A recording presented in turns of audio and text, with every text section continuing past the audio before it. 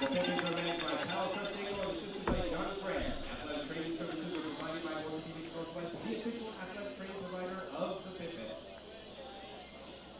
Ladies and gentlemen, at this time, we ask you to rise, and gentlemen, please remove your caps as Lola Eaton performs our national anthem.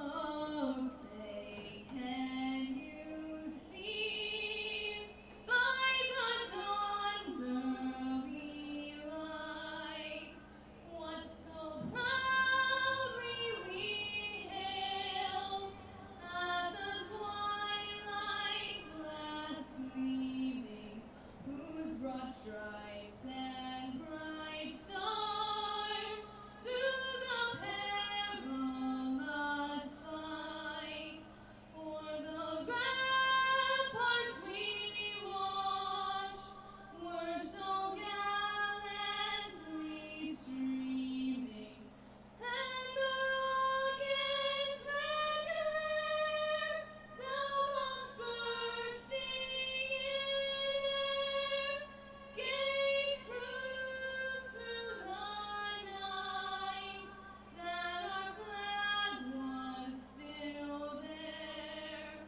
Oh, say does that star-spangled banner yet wave o'er the land of the free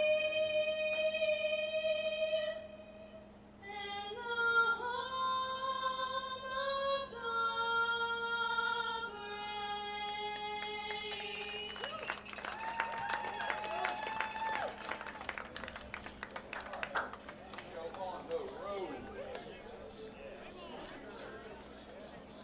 Banner Bank is the official bank of the Yakima Valley Pippins.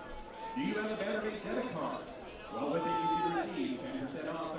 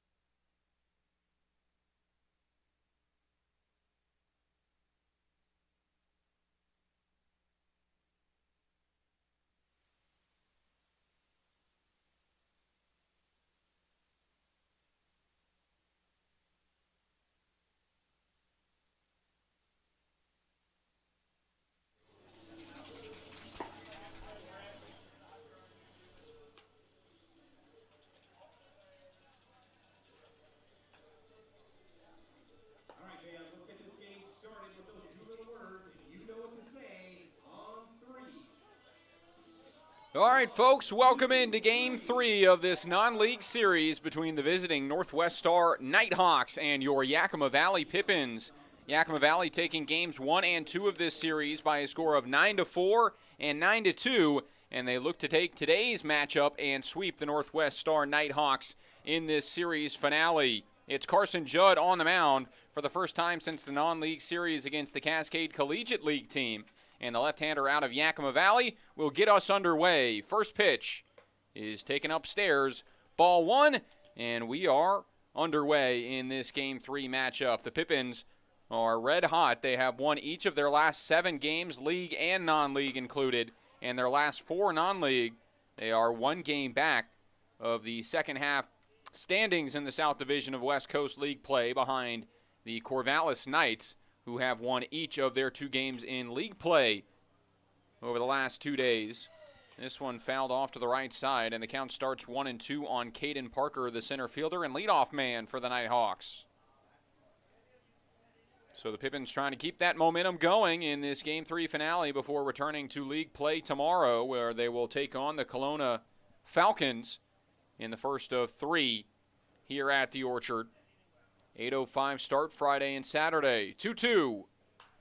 Swing and a hard hit foul ball right side. And the count stays 2-2.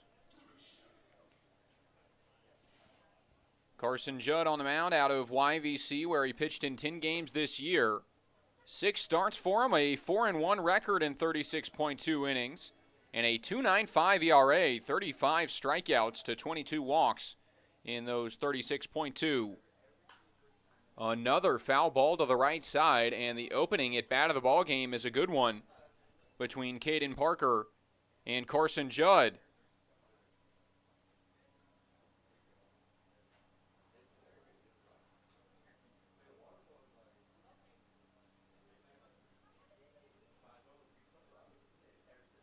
Three balls, 2 strikes. Here's the pitch from the lefty. Fouled off again, and the battle continues. Caden Parker out of Clark College of the Northwest Athletic Conference, batted .310 this year in 45 games played and has been successful at the plate in all of the games this series. As once again he fouls away another. Reached 3 times in Game 1. Yesterday batted in the 3-hole, had an RBI ground out and reached twice, and now he will reach through a long at bat. Gets on base as the leadoff man and brings up Nicholas Lorenza. Time to look at the Banner Bank starting 9. First for the visiting Northwest Star Nighthawks, I should say. Caden Parker leads off. Nicholas Lorenza bats second. Cannon Humphreys behind him. Josh Schleichart will clean up. Josh Manser will bat 5th. Donovan Gonzalez bats 6th. Cooper Martineau was the late entry into the DH role as he will bat 7th. Mason Masterson, the right fielder, behind him, and Aiden Hunt to bat 9th. As the 0-1 misses off the plate, Carson Judd has an even 1-1 count on Lorenza.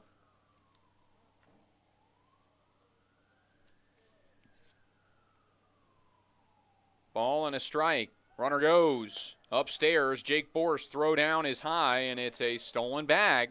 Runner in scoring position, nobody out. Out of the gate, Caden Parker with the stolen base. He had 2 stolen bases yesterday and 2 more in Game 1, so that is his 5th in this 3-game series. Finished with 15 stolen bags and 16 attempts at Clark College this year. 2-1. Whoa, lost control of the off-speed. Couldn't get on top of it, and it stays up 3-1. Defensively for the Pippins, Ryan Schmidt in left field. Luke Rollator back in the lineup. He'll play center, and Jackson Reed back in the lineup in right. Infield with Jackson Sorensen at third, Spencer Shipman at short, Rustin Edmiston at second, Henry Gargis at first, and Jake Borst the catcher. And another walk now will put 2 on base before the first out of the game is recorded, and it brings up Cannon Humphreys.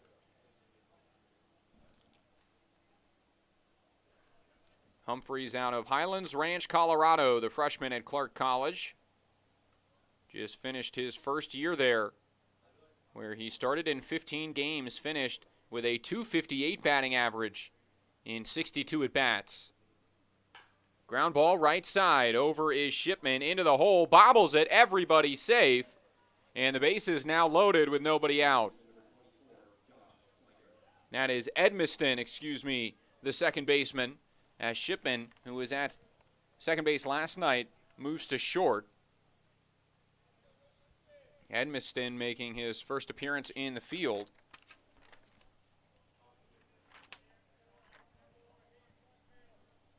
After pitching in Game 1.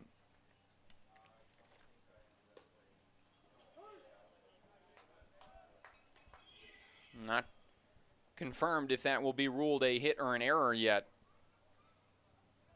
But the bases are loaded, and an 0-1 count now to the dangerous Josh Schleichart, the third baseman out of the University of Utah. 1-1.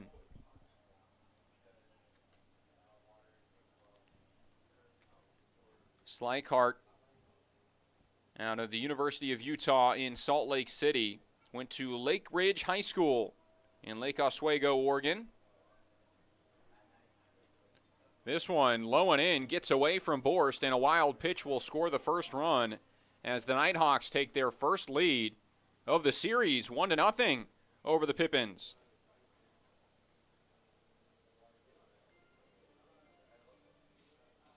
So Judd in a lot of trouble out of the gate. Still has yet to record an out, and now a 2-1 count to Slikart.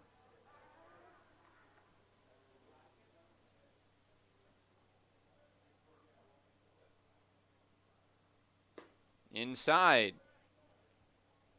Played in the West Coast League last year for the Cowlitz Black Bears. Only got to play one game, but 0 for 3 in that matchup.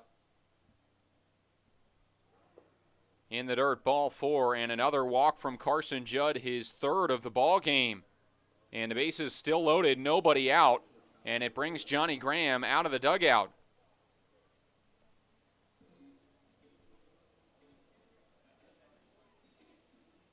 Josh Manser will step up to the plate, but trouble here very early on. And the Pippins were fortunate enough to time out their pitching in the previous two games really well. Used 3 pitchers in game 1, with Jack O'Connor going deep into the ball game, then Rustin Edmiston doing enough to tide things over for Payson Sweeney. Last night it was Chris Grotus who got through 6 innings, only allowing the 2 runs. And Riley McAdams and Isaac Yeager went the rest of the way. But Carson Judd in trouble early on.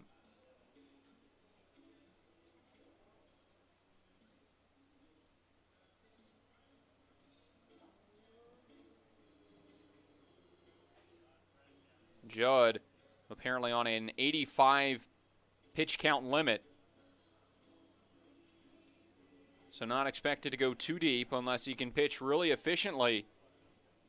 And he's trying to turn things around here on the top of inning number 1 as the Nighthawks start ahead.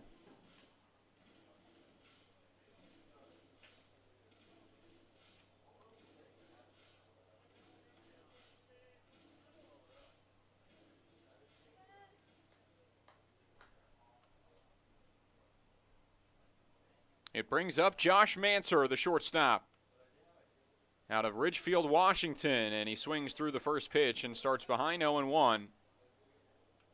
Another player out of Clark College. Was all-state in high school as a pitcher and an infielder. As his 0-1 misses high and away, and it's a ball and a strike.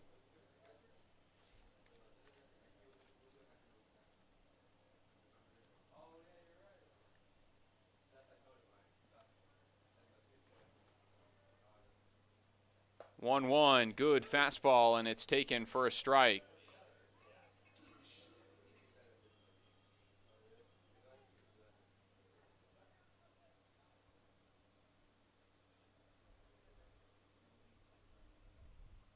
Swing, and this one shot out towards right center field. Reed on the move, dives, and makes the catch in right center. Run will score on the sacrifice fly, but Jackson Reed prevents a lot of damage with that diving effort. And it's the first out of the ball game. Back up to his feet and will return to his position, but what a play from Jackson Reed in right.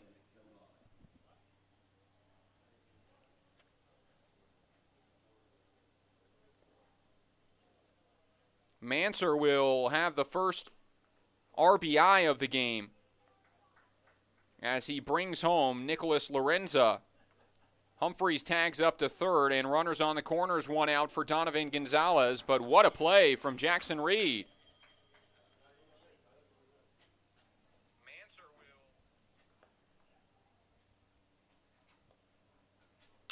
Now this one's on a line out towards center. Rollator underneath it, makes the catch. Another runner will tag, and another runner will score. 3-0 in inning number 1 on 1 hit, 3 walks, and a pair of sac flies. The Northwest Star Nighthawks in the lead.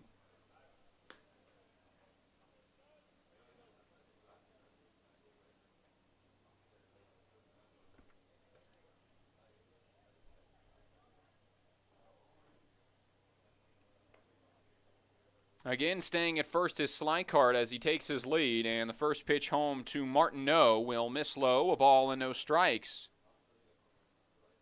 So they have officially ruled a single for Cannon Humphreys on that ball to the right side that Edmiston couldn't make the play on.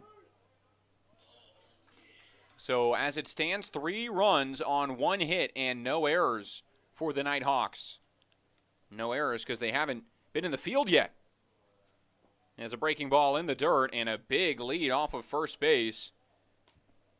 If Borst had a good clean throw to first, he might have beat him on a back pick.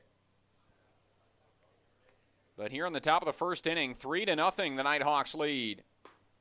3-1 is the count to Martineau as Carson Judd battles back. Martineau out of Portland, Oregon, and Beaverton High School finished his redshirt freshman year at Clark College this season. Runner on the move. It's a strike. Throw down is not in time. And a stolen base for Slycart as the count goes full 3-2. Second stolen base of the inning for the Nighthawks. And a runner in scoring position and a full count. Carson Judd, the lefty, tries again. Called strike 3. Gets the strikeout to end the first inning, but the Nighthawks a quick start. 3 walks, a single, and a pair of sac flies have the Nighthawks on the board. 3-0 the score as the Pippins come to the plate and look to answer when we return. The time is now to get started on your new career at Perry Tech. From AAS degrees in business technology and accounting and IT and communication systems to a fast 5-week professional truck driving program, acquire hands-on skills to help you reach your full potential. From financial aid to career services, the staff at Perry Tech are there to help you from start to finish. Take action today by calling Perry Tech 509-453-0374 or visit perrytech.edu. It's sky blue, barn red. Caught up in a country, the only way I wanna be. Somewhere where the road ends, out there where the creek bends, that's where you can find me. With them fields of gold and cotton rolls that never ending sky. That take it slow, easy road, man, that's life. Caught up in a country.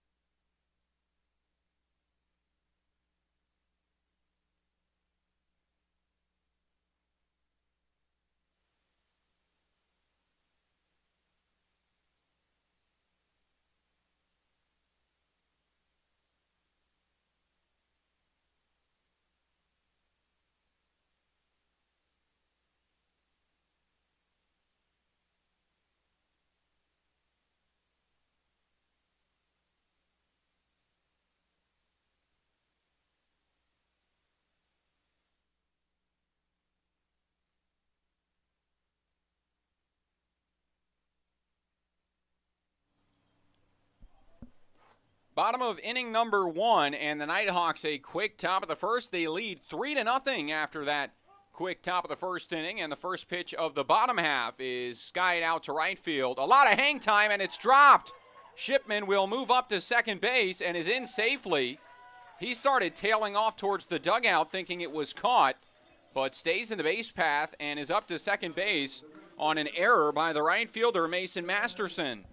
So the Pippins a gift to open up the ball game and a runner aboard for Jackson Reed.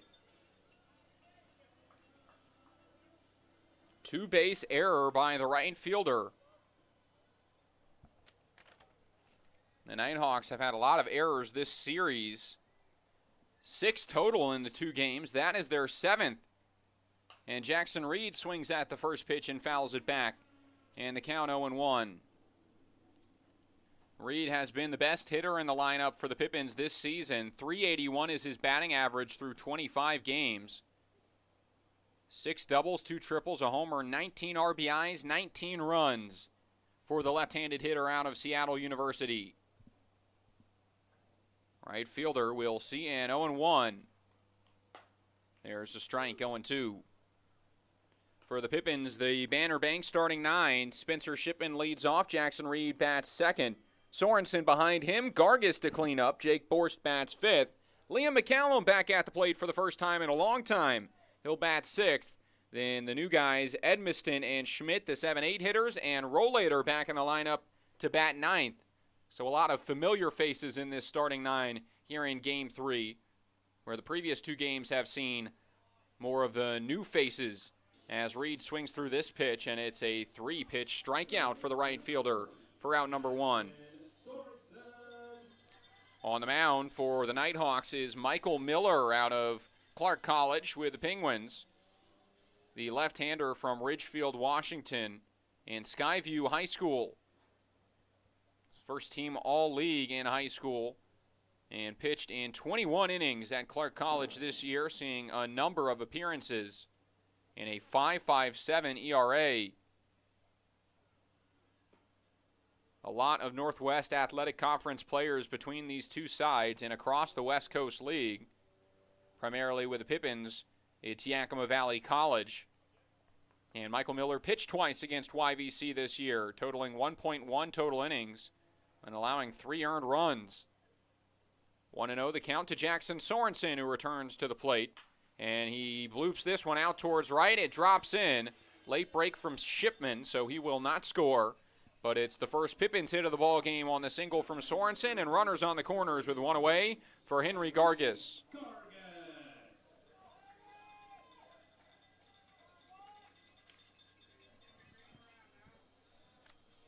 Gargis, the tying run now at the plate. Will get to swing it for the Pippins as the cleanup man. Gargis has shown his power at the plate this year. He's batting .275 in 15 games, 14 hits on the season, but half of those hits are doubles. Those are all of his extra base hits.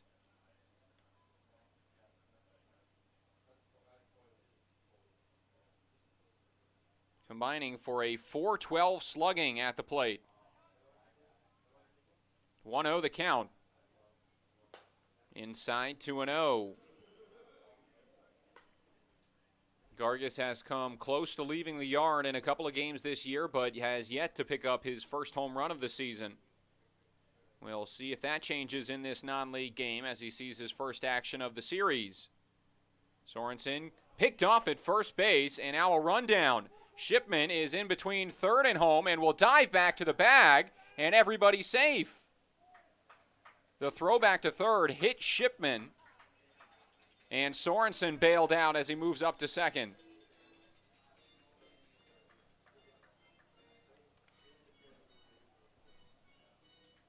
So from what would have been a disastrous out number 2 to best case scenario for Yakima Valley. 2 in scoring position, 1 out, and Gargis a hitter's count with a chance to put the Pippins on the board in the first. They scored 3 runs in the bottom of the first last night as a fastball high makes it 3-0. And they scored a run in the bottom of the first in game 1.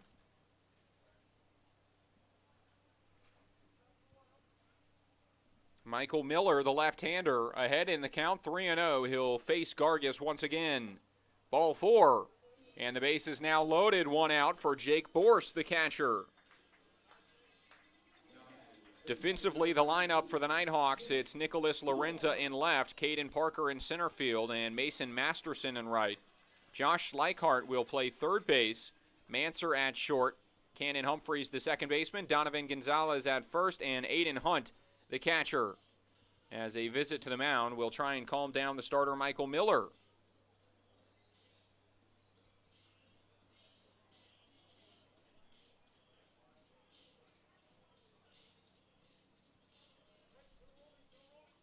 quick visit, as returning to the dugout is the Nighthawks coach. Head coach is Casey Dwyer for the Northwest Star. Tyler Raskin and Brooks Dyer, the two assistants.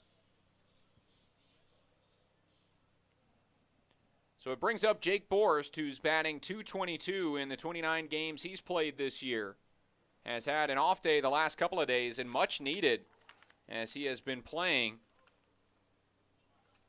for the majority of games over the last couple of series with the absence of Josh Davis and Sam Olsen. This one skied on the infield, and the infield fly will be a tough out. Number 2 in the bottom of the first. Borst leaves the bases loaded and can't score a run after swinging at the first pitch. 2 down, and it's up to Liam McCallum.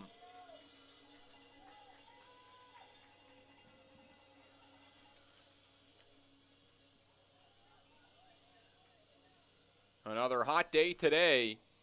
A scorcher in Yakima Valley, high of 110 degrees. And 105 right now as Liam McCallum takes over. He'll have his first at bat at the plate in a long time, and he'll take strike 1. His last at bat came June 26th against Portland. He was 2 for 2 in that game with 2 RBIs. But diving back into the second base bag, had a tough shoulder injury and has been rehabbing all season long, but his first at bat back is a single into right field. 1 run scores, throw cut off to the plate, not in time. And a 2 RBI single for Liam McCallum in his first at bat back with the Pippins.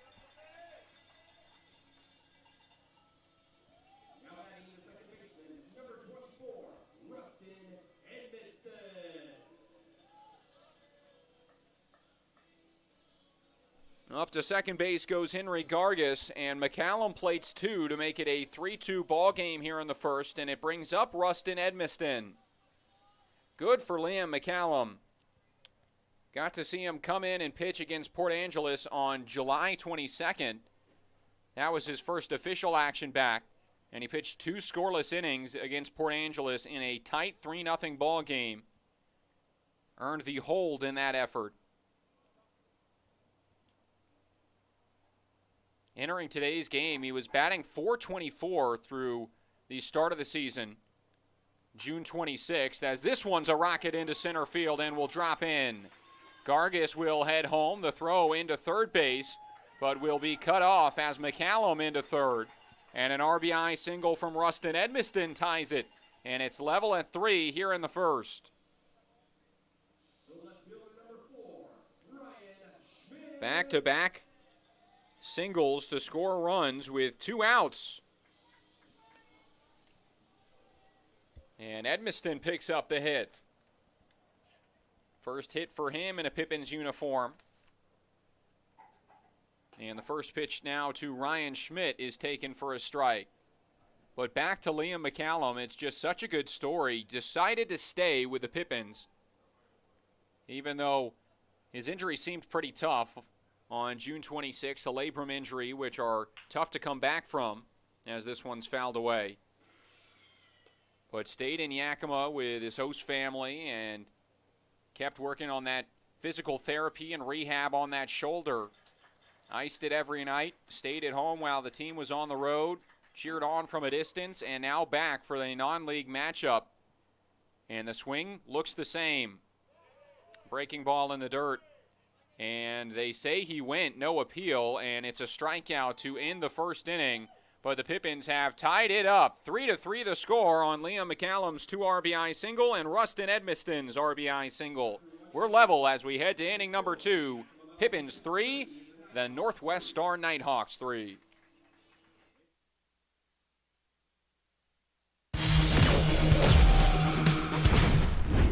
Who knew it was so difficult to find the right bank? I know. It's so confusing.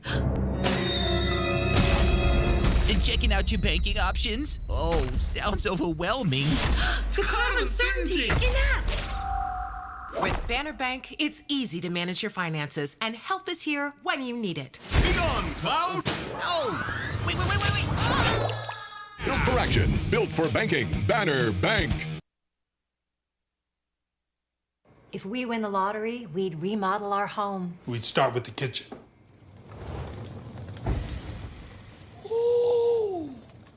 And out back is where the big trucks will go.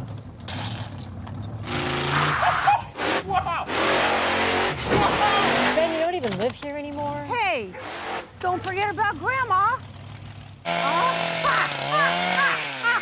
Okay, family meeting. Come on. Welcome to the Ice Dome.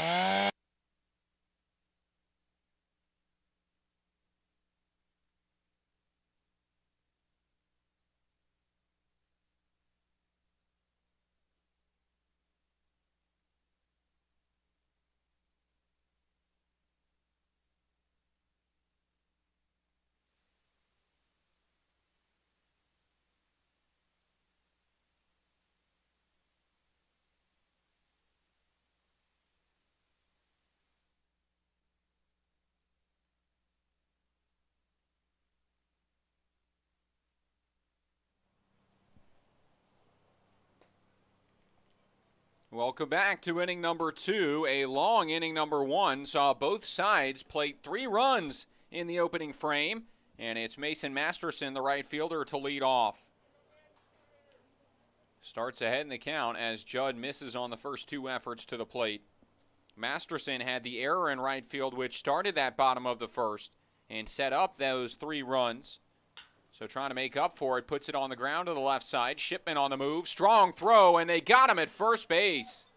An absolute dart from Spencer Shipman, and it's out number 1.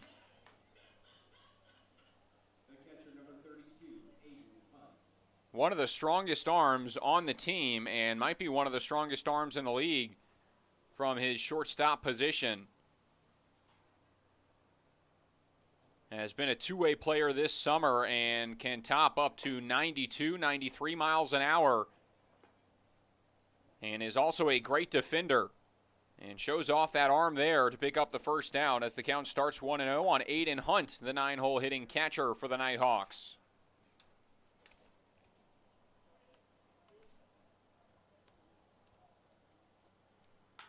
Another ground ball to Shipman. We'll see the arm once again. This one a little bit more lazy as he had the time to deliver the throw. And it's out number 2.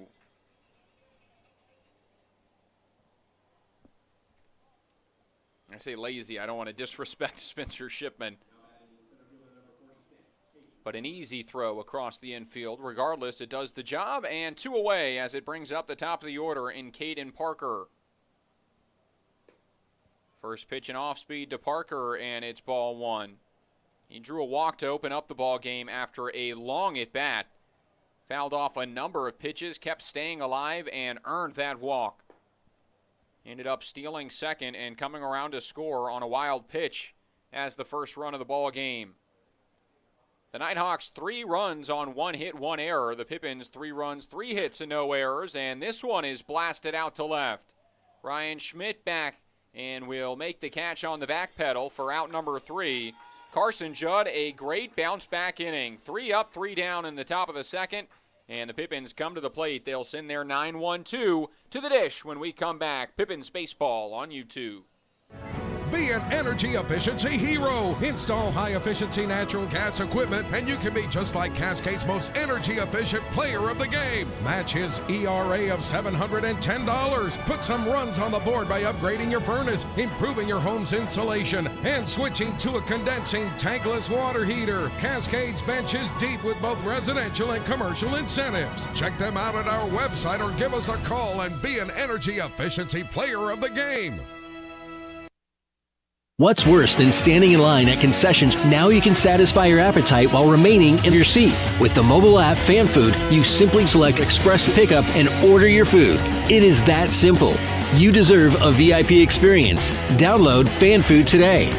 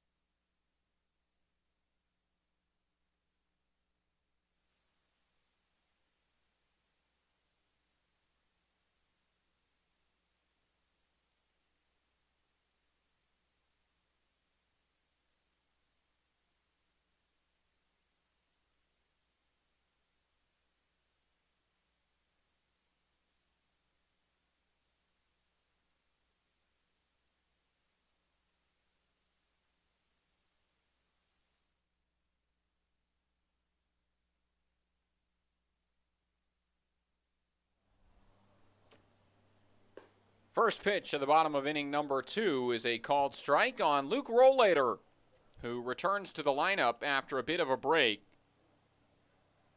Was regrouping from a bit of an injury, but again, everybody a little bit banged up as we get to the dog days of the summer.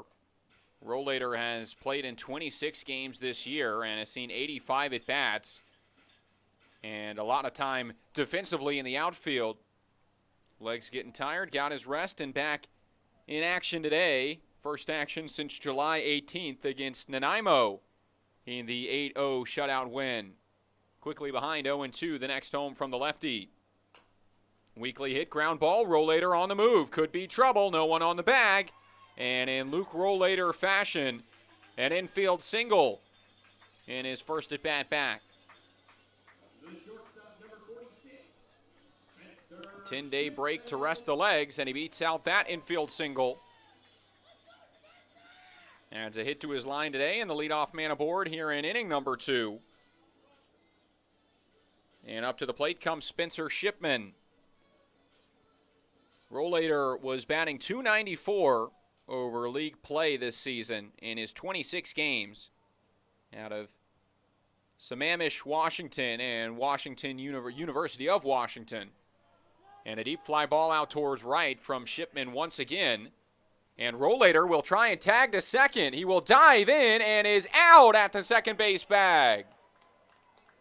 If there's ever a time to try it, it would be in a non-league game like this one, trying to test the arm of Mason Masterson in right, but the throw was close enough to the bag for Josh Manser to apply the tag for out number 2. Shipman flew out to right on the first pitch of his earlier at-bat, but it was dropped by Masterson. And Rollator gambling, trying to move up into scoring position. And he is out number 2 as the first pitch to Jackson Reed is a strike.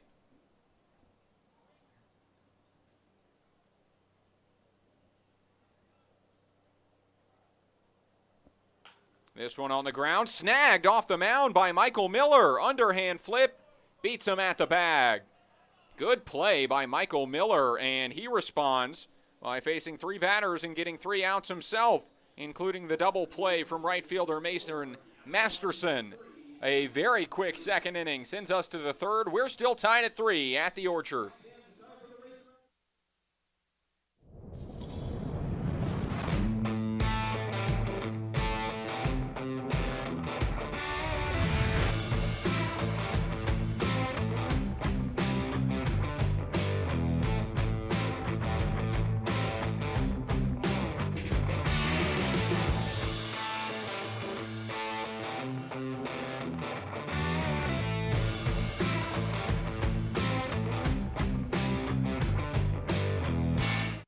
Office Solutions Northwest is excited to be the official office supplier of the Yakima Valley Pippins.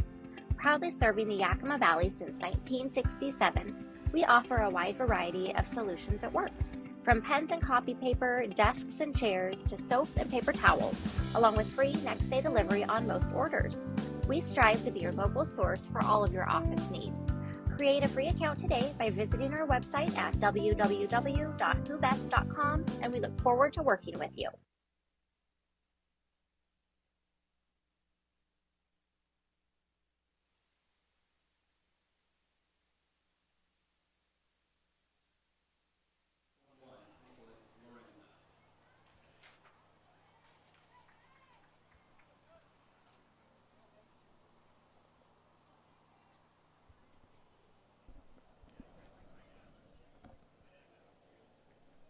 Back to the plate come the Nighthawks, and Carson Judd back to the mound as he spikes the first pitch of the third inning to Nicholas Lorenza, the left fielder, and another Clark College Penguin.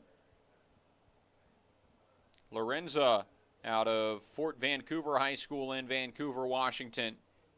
We'll take this one for ball 2. Mentioned it in yesterday's broadcast, but a 5-sport athlete in high school: baseball, basketball, football, tennis, and swimming.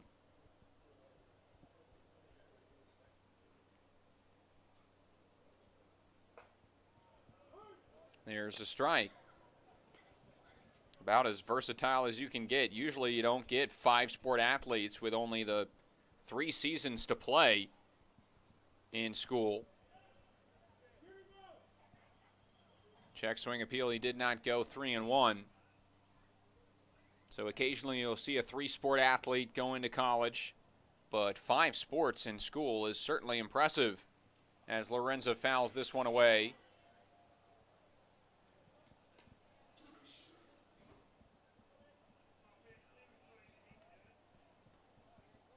Got solid playing time at Clark College this year, did Lorenzo, playing and starting in 34 games. .322 was his batting average on the year. And he reaches base for the second time this evening. Back-to-back walks. And the leadoff man aboard in the third. It brings up Cannon Humphreys.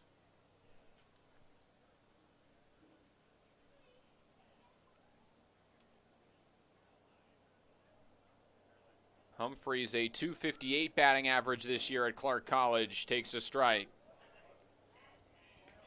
Had that weekly hit single to the right side, in which Rustin Edmiston couldn't quite make the play in the hole. 0-1.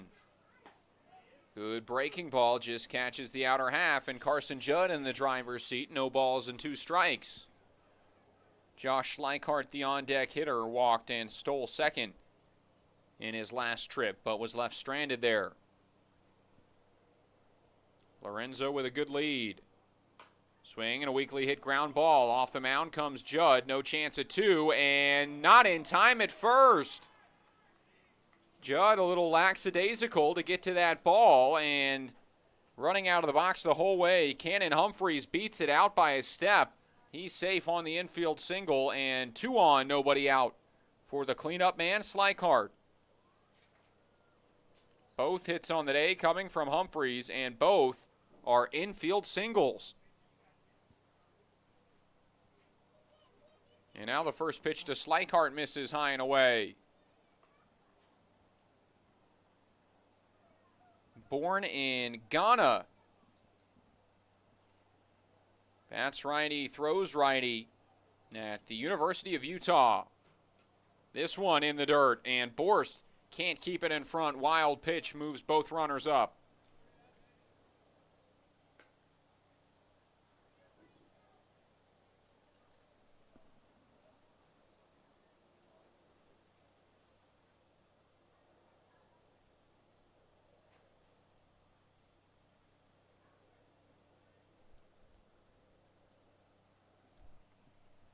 That's the second wild pitch of the outing for Carson Judd. In this one, a hot shot towards Shipman at short. It will score the go-ahead run, but will be the first out of the inning on the RBI ground out. 4-3, the Nighthawks in front.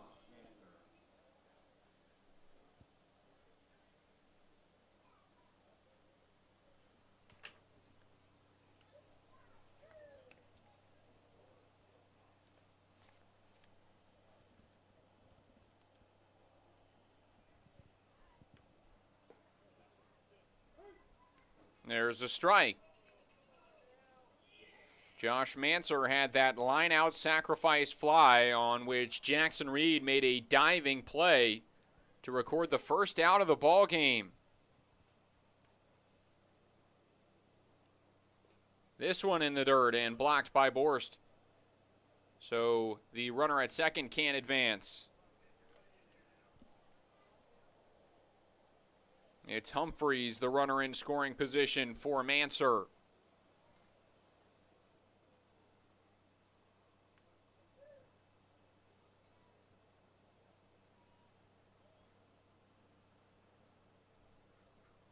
In the dirt again. Manser, another multi-sport athlete. He played baseball, basketball, and football at Ridgefield High School, and was a All-State infielder in 2018 and an All-State pitcher in 2019. Two-way player with the same role at Clark College.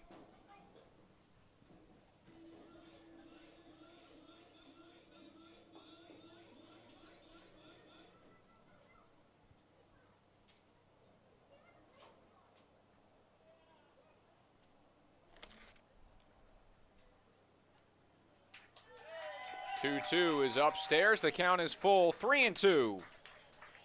One out. Runner on first, or on second rather. And Josh Manser at the plate.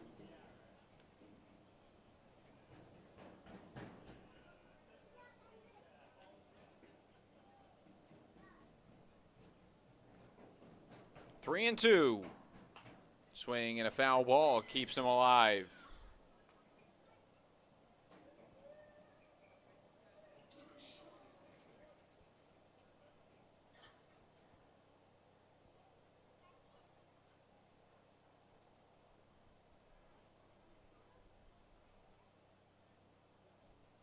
Swing and a miss on the fastball upstairs.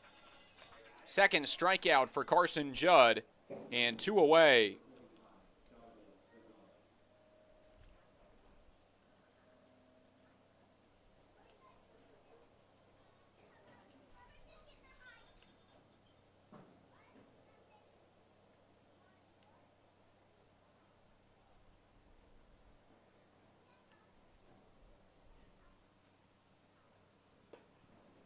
And breaking ball is left up again. Carson Judd has struggled with the command of that pitch.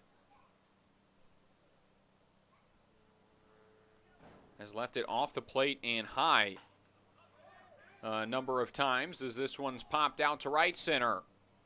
Caught in center field by Rollator to end the top half of inning number 3, but the Nighthawks regain their lead on an RBI ground out from Josh Slikehart. It's 4-3, Northwest Star Academy in front when we head to the bottom of the third. Up next, it's Pippins Baseball on Pippins Baseball YouTube. The time is now to get started on your new career at Perry Tech. From AAS degrees in business technology and accounting and IT and communication systems to a fast 5-week professional truck driving program, acquire hands-on skills to help you reach your full potential. From financial aid to career services, the staff at Perry Tech are there to help you from start to finish. Take action today by calling Perry Tech 509-453-0374 or visit perrytech.edu. It's sky blue, barn red. Caught up in a country, the only way I wanna be. Somewhere where the road ends, out there where the creek bends, that's where you can find me. Within fields of gold and cotton rows that never ending sky. And take it slow, easy road, man, it's life. Caught up in a country.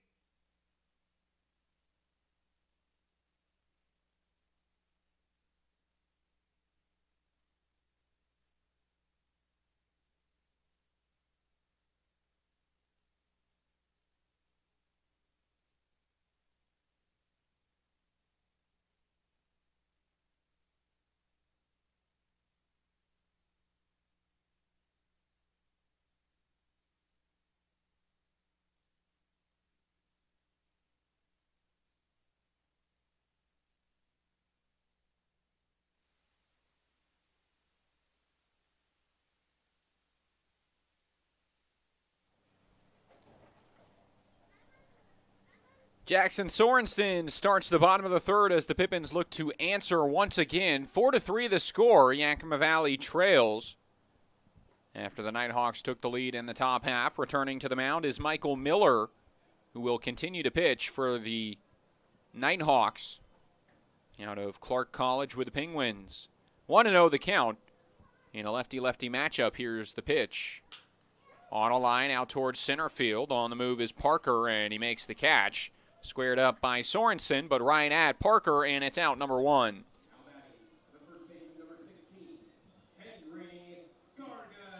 With one down, it brings up Henry Gargis, the first baseman, who walked and scored in his last trip. And we'll see if he gets a chance to swing it in another lefty-lefty matchup against Miller. One thing the Pippins' normal lineup does is provide a heavy dose of lefties. Jackson Reed, Sorensen, Gargis, McCallum, Rollator among those lefties today. As the breaking ball cuts outside, and once again Gargis starts ahead in the count, 1-0.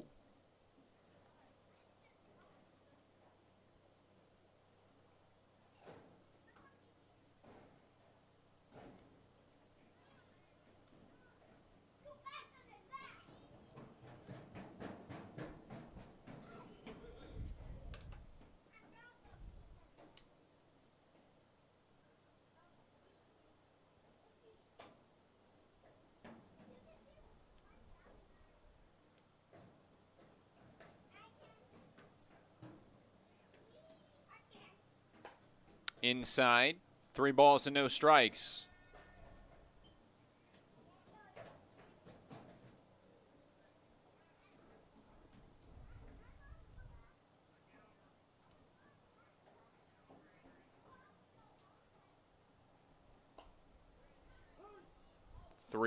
Just catches the outside part of the plate. Gargis was ready to toss the bat back to the dugout and be content with a walk. Instead, it's 3-1 and another chance to hit against Michael Miller. In the dirt, and it will be a walk. Back-to-back walks for Henry Gargis. The only 2 walks issued by Michael Miller, and a runner aboard with 1 out for Jake Borst.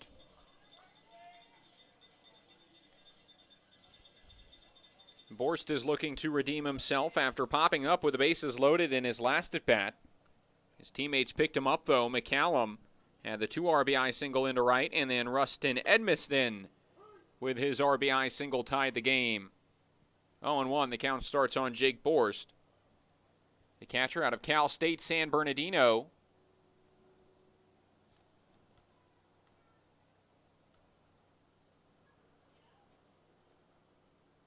Oh, 1. Fouled back, and it's 0-2.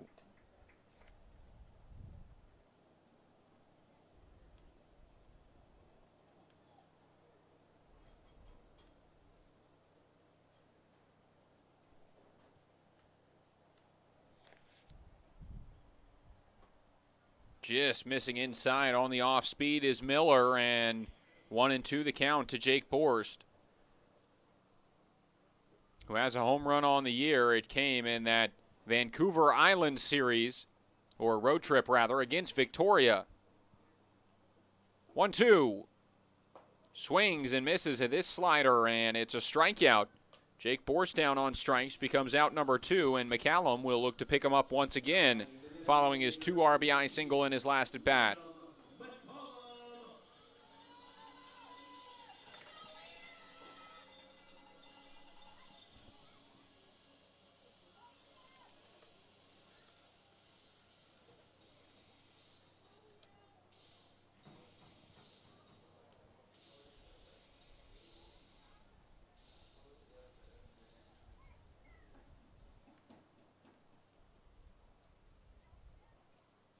Swings through the first pitch. It's a strike in the count, 0-1.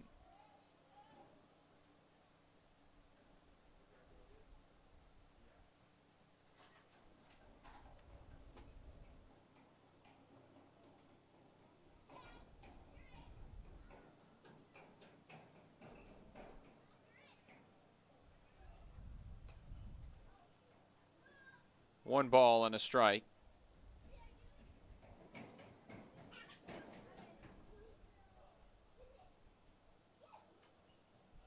Runner on the move and picked off. In between first and second is Gargis. The tag applied, and it is out number 3. Good move from Michael Miller. Picks off Henry Gargis. It's the second time he's caught a runner in between first and second today. And the Pippins would be tying run thrown out on the base paths. It's 4-3 as we head to the 4th. Pippins trail the Northwest Star Nighthawks. Saving has never been easier at Bi-Mart. In-store or online, we're delivering more value than ever to our members. From direct mailed savings books, to digital savings guides, to everyone's favorite Lucky Number Tuesday. Plus, we're adding new ways to save with Bi-Mart's Buy It Online, Pick It Up in-store, new web-only items, and the ability to shop Cascade Farm and Outdoor and pick it up at your Bi-Mart store. More value, more products, more ways to save. Bi-Mart members save more time and money every day.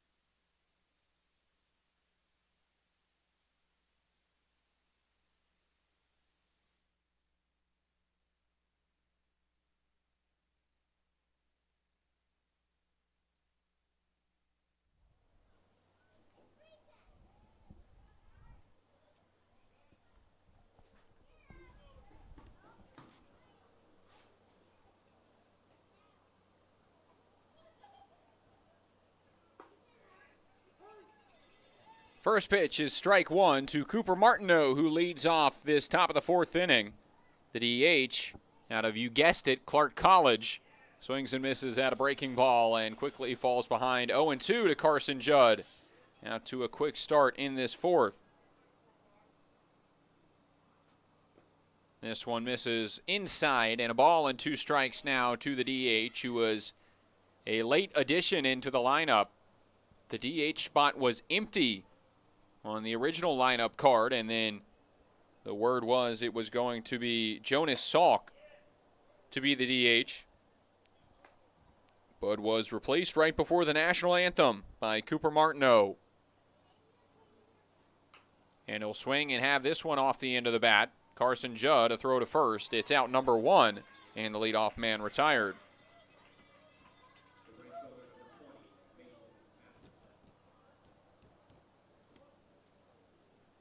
So, of the Nighthawks roster, of which there are around 26 players or so, 12 currently at Clark College.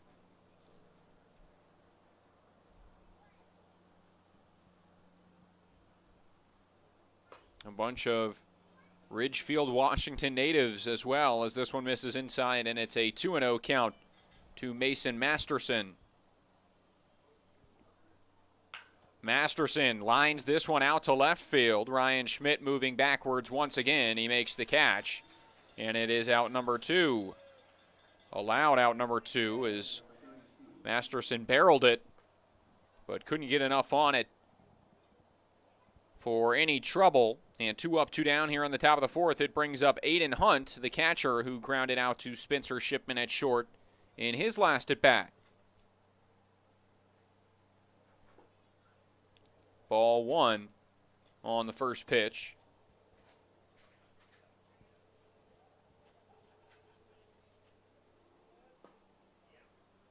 There's a strike.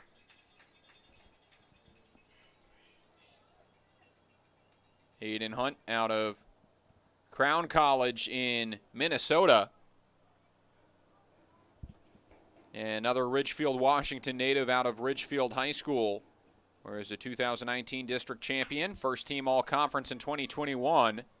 But he grounds out to Jackson Sorensen to end this top of the fourth inning, and the Pippins back to the plate after another 1-2-3 inning from Carson Judd. 4-3, the Nighthawks lead. The Pippins look to answer when we return. Who knew it was so difficult to find the right bank? I know. It's so confusing. Checking out your banking options? Oh, sounds overwhelming. The cloud of uncertainty. Enough! With Banner Bank, it's easy to manage your finances, and help is here when you need it. Be on, Cloud! Oh, wait. Built for action, built for banking. Banner Bank. If we win the lottery, we'd remodel our home. We'd start with the kitchen.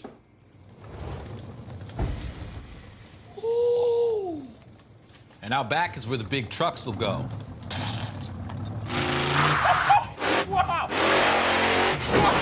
Ben, you don't even live here anymore? Hey, don't forget about Grandma.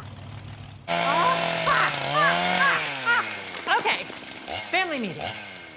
Come on. Welcome to the Ice Dome.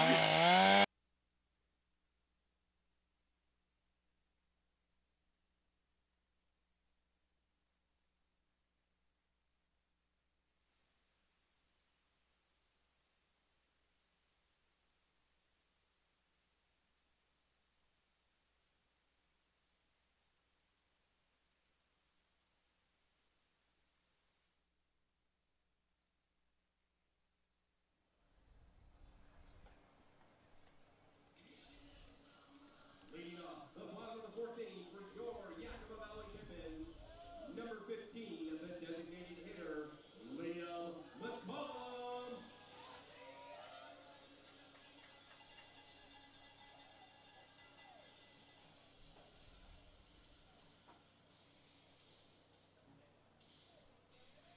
Michael Miller back to the mound, and Liam McCallum back to the plate. Had his 2 RBI single in the first and was at the plate when the third inning concluded on the pickoff and caught stealing of Henry Gargis. as the first pitch to him misses for ball one. McCallum out of Gonzaga University will await the 1-0 home from the lefty. On the ground, out to the right side once again. And a delayed effort, but the throw just beats him at first base. Cannon Humphreys kind of pump faked on the throw to first. And McCallum nearly beat that out. But the ground out is out number one, and it brings to the plate Rustin Edmiston.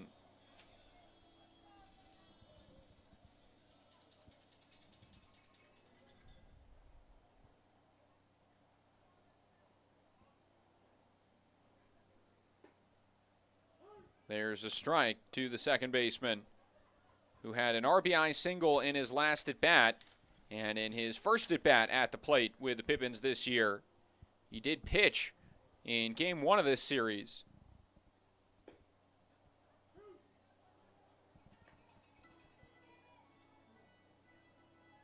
Ended up throwing 4 innings, getting through the 5th, 6th, 7th, and 8th before Payson Sweeney came on.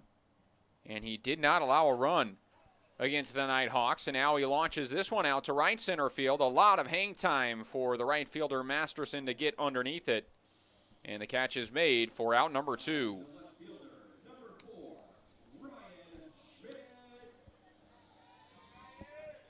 Two up, two down. It brings up the left fielder Ryan Schmidt, who struck out in his last at-bat. He has played in every game this series, but he is 0 for 3 in game 1 and 0 for 4 last night. 0 for 8 on the series.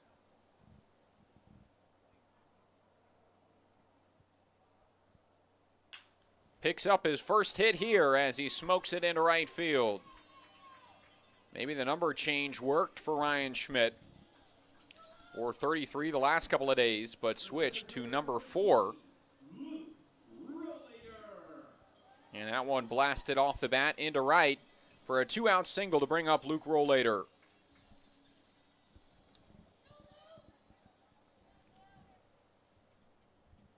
Rollader had an infield single in his last at-bat.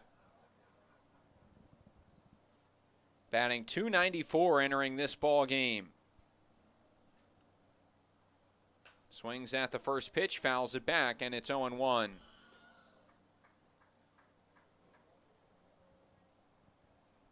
Much needed breeze blowing through the press box and parts of the field right now. Hottest game of the season for the Pippins.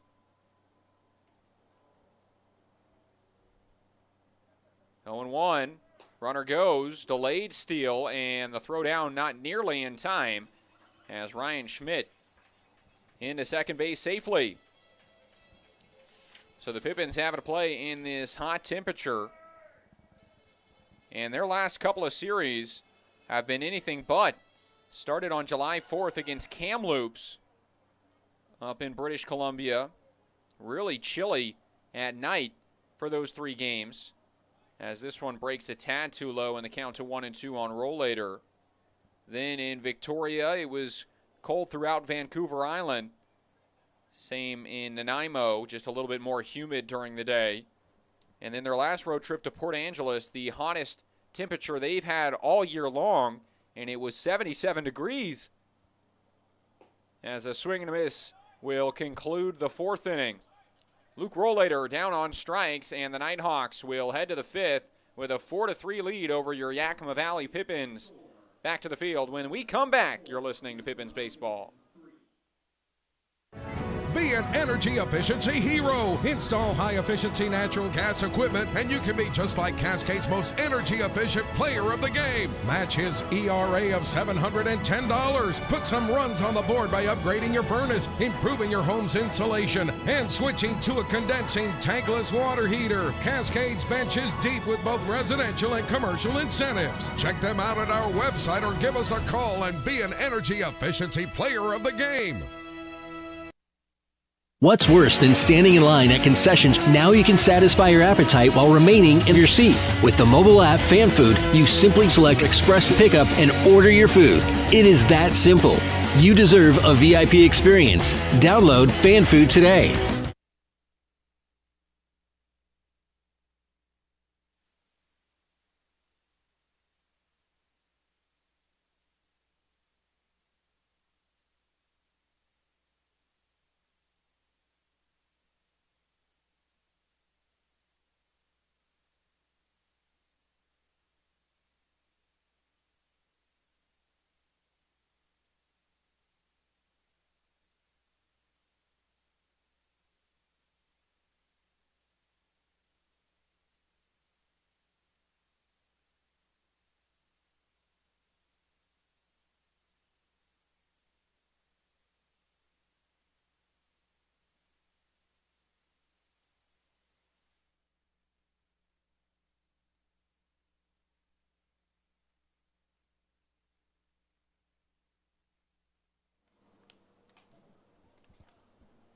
Top of the 5th inning starts with ball 1 to Caden Parker. Top of the order up for the Nighthawks as they look to expand upon their lead. It's 4-3 the score, and the leadoff man will reach on the single into center. Second time Caden Parker has reached in this ball game after his walk in the first, and he is now 1 for 2 on the day. Parker finished with an RBI ground out, but was 0 for 4 yesterday. And reached 3 times in game 1, but was 0 for 4 in that effort as well. On the series has scored 2 runs and has 5 stolen bases, including 1 in this ball game. So we'll see if he'll try and test Jake Borst's arm at some point in this inning. As the 1-0 crosses the plate, and it's a ball and a strike to Nicholas Lorenza, who has walked twice and scored twice.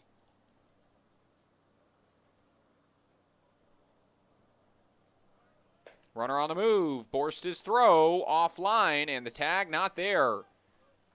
Stolen base number 6 for Caden Parker.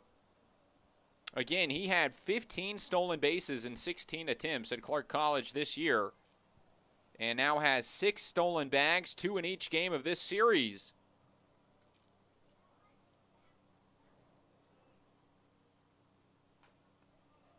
Breaking ball is fouled away, 2-2. Lorenzo saw his first action of the series yesterday and finished 2 for 4 with a double and a single.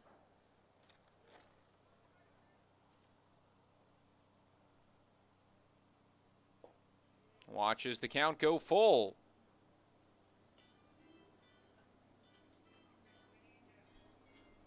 Total 23 RBIs on his season with the Clark College Penguins. 3-2 is low and in, and another walk for Carson Judd has runners on first and second base and nobody out to start the 5th. So 3 walks to Lorenza today.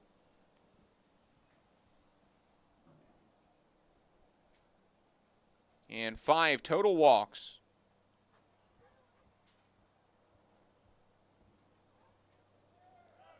Runners on the move, and this one in the dirt, no throw, double steal.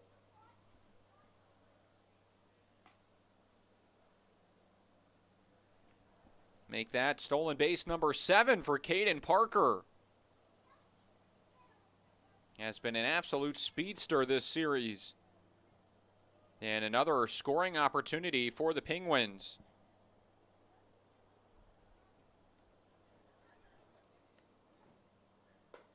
Upstairs.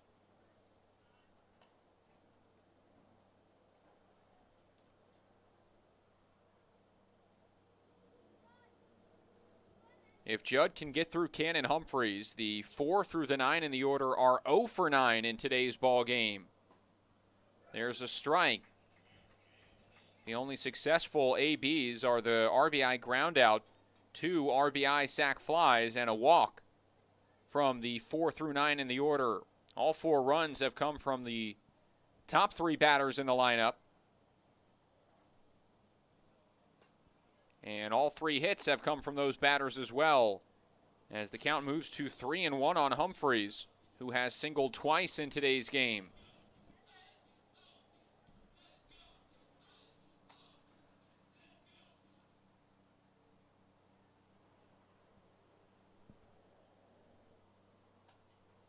Hitters count 3-1. On a line towards left field. Charging in is Schmidt. He'll make the catch on the run and fire home. All the runners will hold up. And the fly out will be the first out of the 5th. That's a big out number 1 for Carson Judd, and a nice play from Ryan Schmidt as the runners can't score. And it brings Josh Schleichart to the dish.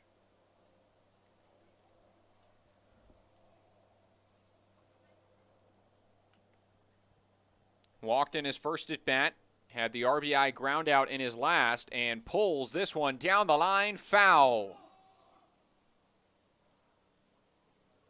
Good contact out in front and into the Pippins bullpen where Gavin Matson is warming up. No balls and a strike to Slikehart.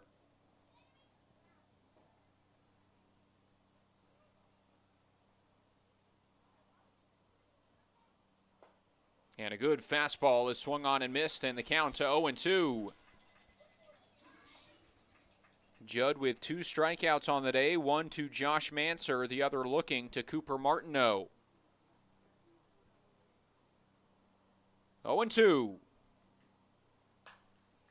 Good contact out of play right side.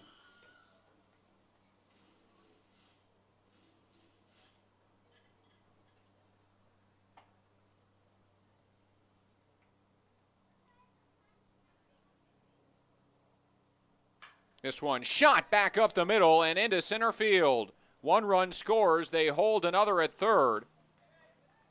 And that one was absolutely smoked from Josh Slikehart. Drives home his 2nd run of the game, and it's a 5-3 Nighthawks lead in the 5th.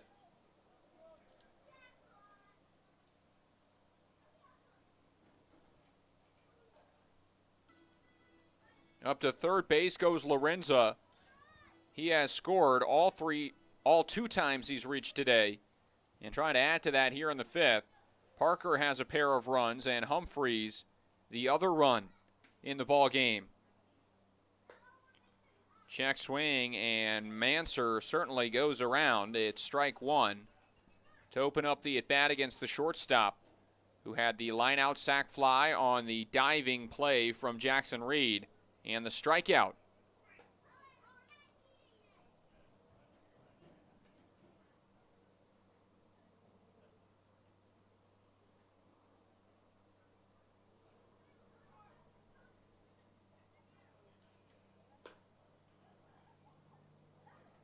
Two and one.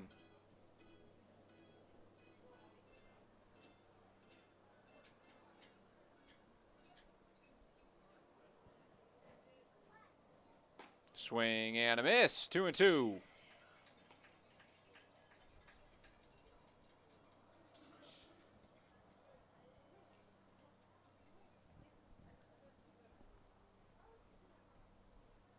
Whoa, fastball inside, nearly got him.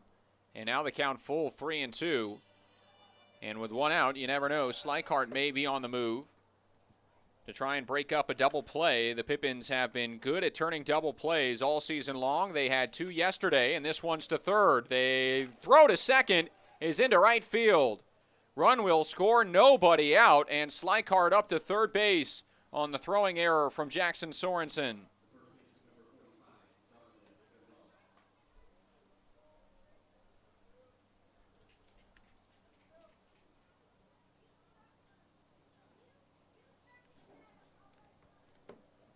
First error of the game for the Pippins.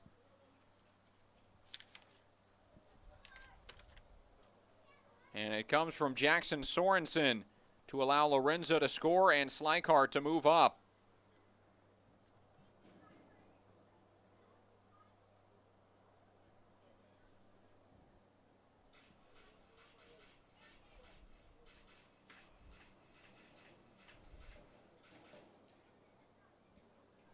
Six to 3 the score, the Nighthawks lead.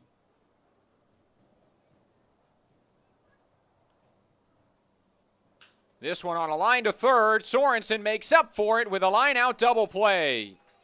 Gets Judd out of trouble, and he's through 5 innings, but the Pippins trail by 3. Yakima Valley will try and go to work and cut into this deficit when they send their top of the order to the plate in the bottom of the 5th. 6 to 3 the score. Pippins trail.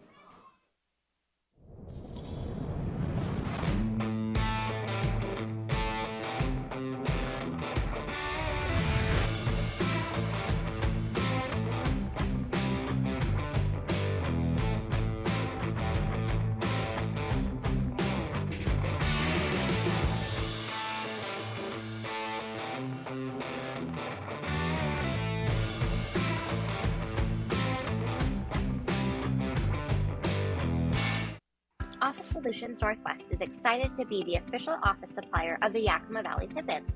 Proudly serving the Yakima Valley since 1967, we offer a wide variety of solutions at work. From pens and copy paper, desks and chairs, to soap and paper towels, along with free next-day delivery on most orders. We strive to be your local source for all of your office needs. Create a free account today by visiting our website at www.whobest.com, and we look forward to working with you.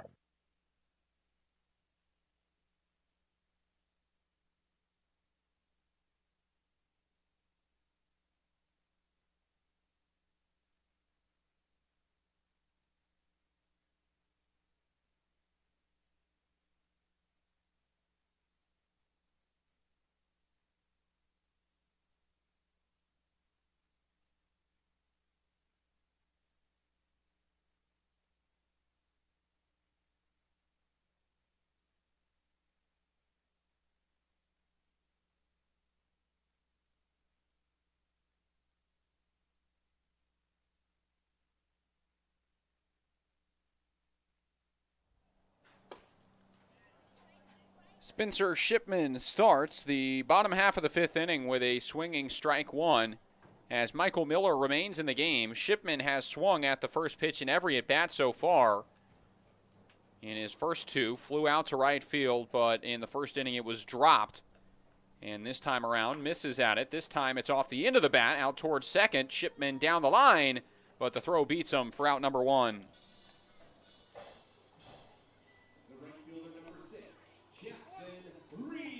And now Jackson Reed to the plate. He's 0 for 2, a strikeout and a ground out. And looking to find his groove once again.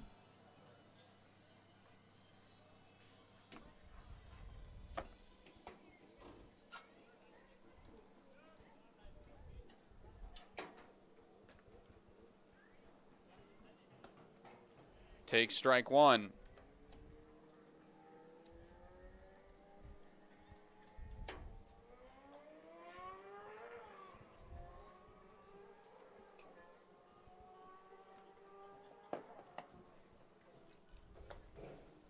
Ball and a strike now to Jackson Reed.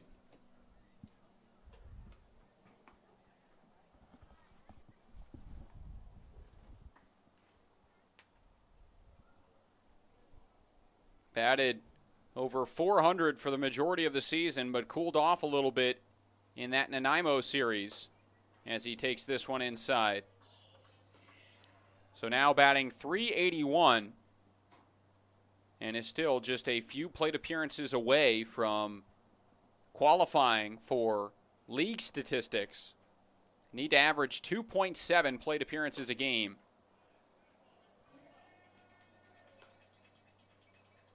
And Reed coming in a little bit later in the season, and with how many outfielders the Pippins have that they rotate through, is just short of that mark.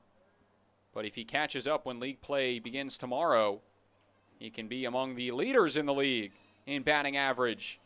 Draws a walk here and reaches for the first time this series. A runner aboard with one out for Jackson Sorensen. You can be sure that Sorensen wants to make up for that throwing error, which resulted in another run crossing in the top half of this inning. He is 1 for 2 today, has been swinging it well, had the single and scored a run, and then the hard hit line out to center in his last at bat against Michael Miller, as the first misses for ball one.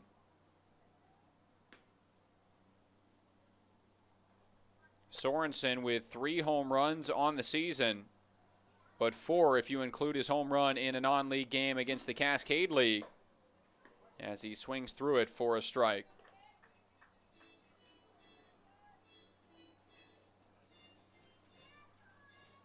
And as a power-hitting lefty that can take it to all sides of the park, when he gets in front of one and pulls it down the line, he can put a lot of pop into that pitch. As the pickoff keeps an eye on Jackson Reed. Miller's got a pretty good move. He's caught Sorensen and Henry Gargis leading off of first base today. 1-1. Breaking ball cuts to the outside part of the zone, and the count is 1-2.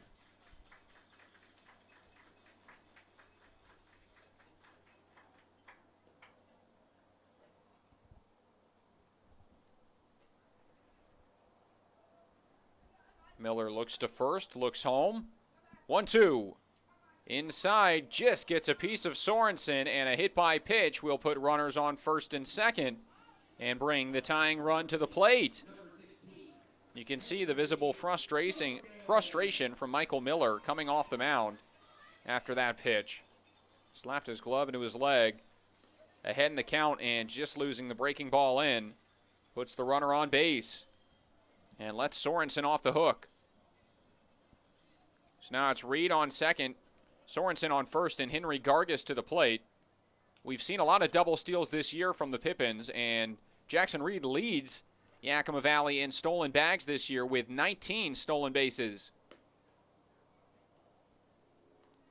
First pitch home, check swing, but it's put into play. Gonna be a tough play for Slikart. His throw is not in time. And a swinging bunt, infield single for Henry Gargis loads the bases with 1 out.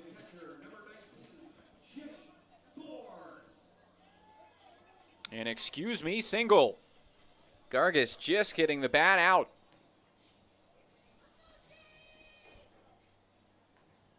And Slikart played that perfectly, charging in, scooping it on the run and throwing a strike. But Gargis beats it out as some pitchers warm up in the bullpen. And the first pitch now to Jake Borst is swung on and missed. Second at bat today for Jake Borst with the bases loaded as he tries to capitalize. He has left 4 runners on base today in his 2 at-bats. Fouls this one back, and he's quickly behind 0-2. Popped up on the infield, struck out in his 2 at-bats today against Michael Miller, who has had the best of them. Borst is the only Pippin who has not reached today. 0-2 the count.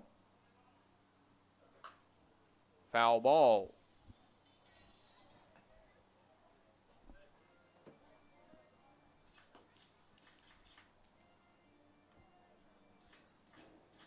Takes a breather, steps back into the batter's box. 1 out, bases loaded, 3-run ball game. The Nighthawks lead in the bottom of the 5th. 0-2, too low. A ball and 2 strikes.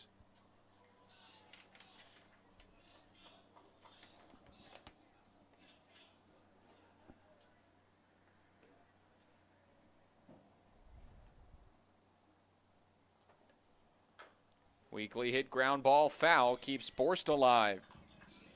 As the pitcher warming up in the bullpen is Mac Elsk, the right-handed pitcher out of Lower Columbia College.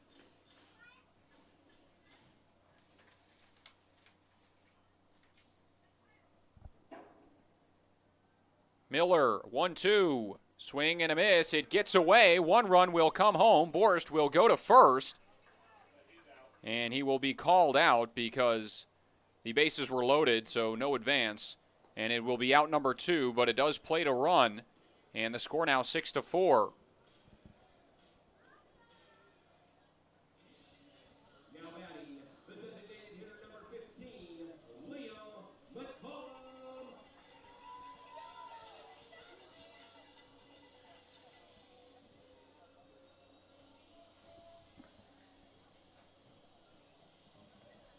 Two in scoring position for Liam McCallum. And the tying run at second base is Henry Gargis. First pitch up and in. McCallum today, the 2 RBI single in the first, put the Pippins on the board and then grounded out to second in his last at bat. But still a big hole on the right side of the field with no shift against McCallum. 1-0 is blooped out towards right field, and it will drop in again. 1 run scores. Here comes another to the plate. Sliding in safely is Gargis. Liam McCallum, another 2 RBI single, and he has tied the game. It's 6-6 in the bottom of the 5th.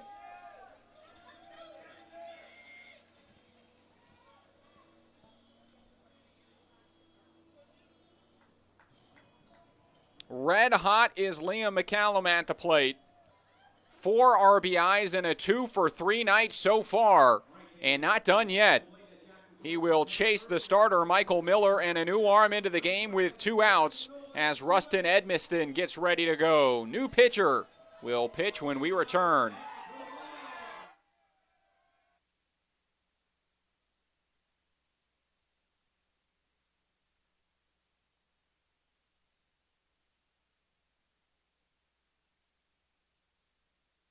The time is now to get started on your new career at Perry Tech. From AAS degrees in business technology and accounting and IT and communication systems to a fast 5-week professional truck driving program, acquire hands-on skills to help you reach your full potential. From financial aid to career services, the staff at Perry Tech are there to help you from start to finish. Take action today by calling Perry Tech 509-453-0374 or visit perrytech.edu. It's sky blue, barn red. Caught up in the country, the only way I wanna be. Somewhere where the road ends, out there where the creek bends, that's where you can find me. Within fields of gold and cotton rows that never end in the sky. That take it slow, easy road, man, that's life. Caught up in the country.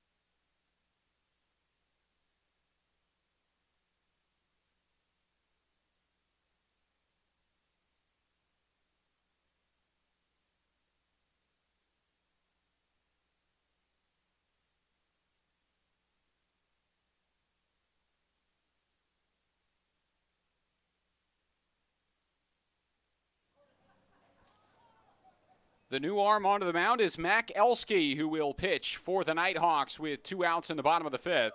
The first man he'll face is Rustin Edmiston, the second baseman, who had the RBI single in the first and a flyout in his second at-bat. In a tie ball game, 6-6 the score, after Liam McCallum's second 2 RBI single of the game. Swing and a miss makes it 0-2. Elski out of Lake Oswego, Oregon, and Lake Ridge High School. Was first team 3 Rivers League in high school.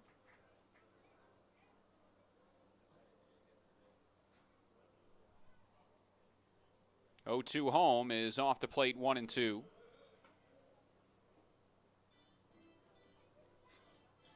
On his player bio, he said if he could go anywhere in the world, it would be Australia because he has family there. And the Australian, Liam McCallum, on first base against him, as this one is roped foul. And the count 1-2.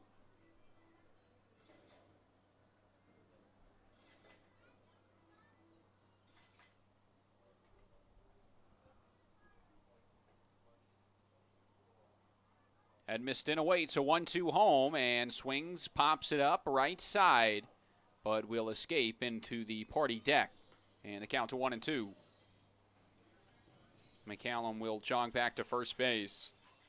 But I can't stress what a good story this is for Liam McCallum. 2 for 3 with his 4 RBIs today in his first trip back to the plate and his first pitching appearance back from injury, 2 scoreless innings.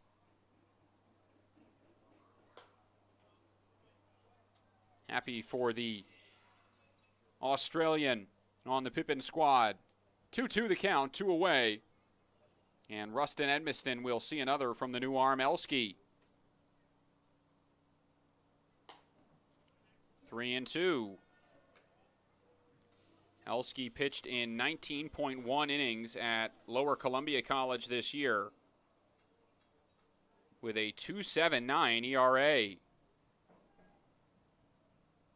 Finished with 16 strikeouts to 14 walks on the season and a 1-1 record. Runner on the move on the 3-2, and it's ball 4 high and away. Good at bat from Rustin Edmiston. And 2 aboard with 2 outs for Ryan Schmidt. Schmidt singled in his last at bat. It was his first hit in a Pippins uniform. Had an RBI suicide squeeze in game 1 of this series.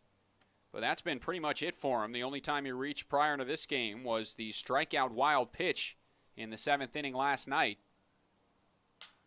And a high chopper is out towards second, easy into the glove of Humphreys, and a nice flip to first will end the 5th inning, but not before the Pippins tie it up. 2 RBI single from Liam McCallum, and we're back to level at 6. Gavin Matson is on to pitch when we come back as the Pippins take the field. Saving has never been easier at Bi-Mart. In-store or online, we're delivering more value than ever to our members. From direct mailed savings books, to digital savings guides, to everyone's favorite Lucky Number Tuesday. Plus, we're adding new ways to save with Bi-Mart's Buy It Online, Pick It Up in-store, new web-only items, and the ability to shop Cascade Farm and Outdoor and pick it up at your Bi-Mart store. More value, more products, more ways to save.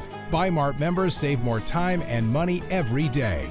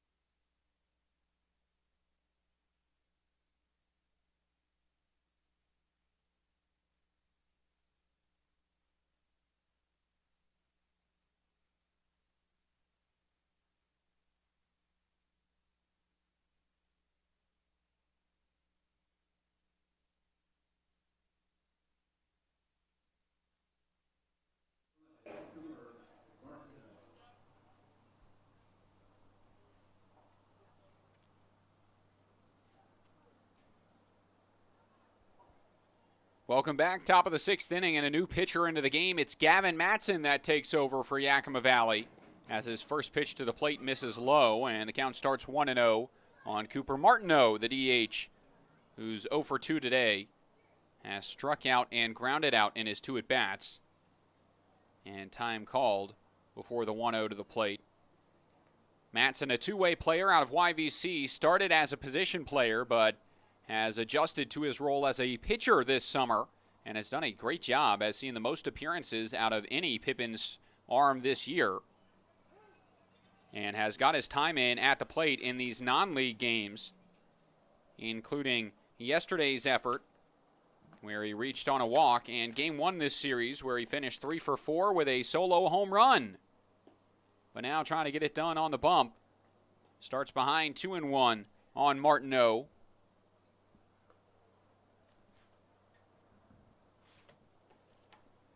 And this one on a line to short, leaping grab by Spencer Shipman, and it's out number 1.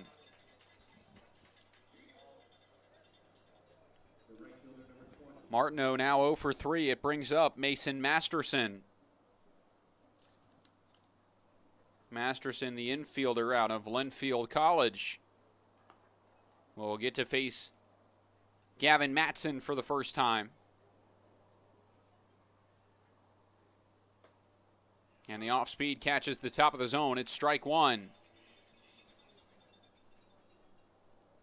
The sun has set to the point where the full field is completely shaded now. And the 0-1 to the plate is a good breaking ball in for a strike. Lights on at the Orchard in Yakima County Stadium. Hoping that it cools off some of the temps as well. Swing and a foul ball keeps the at-bat alive. Both of the games that Open League play back up for the Pippins tomorrow and Saturday have been pushed to 8:05 starts against Kelowna, including a Saturday matchup where if you pay for a ticket, you get it scanned when you come in, you are automatically entered into a chance to win 2 MLB All-Star Game tickets for next year in Seattle. Great breaking ball and a called strike 3 from Gavin Matson is out number 2 in the 6th.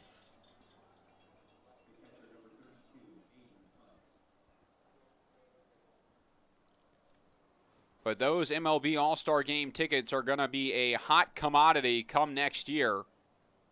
Some expensive tickets and a great opportunity to see some of the young stars in the league. Not too far from home.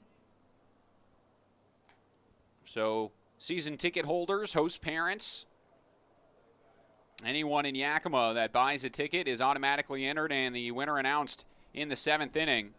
So that's a game you're certainly going to want to come to. And on top of that, push to 8:05 so you won't have to worry too much about the heat, which has been brutal this week in Yakima.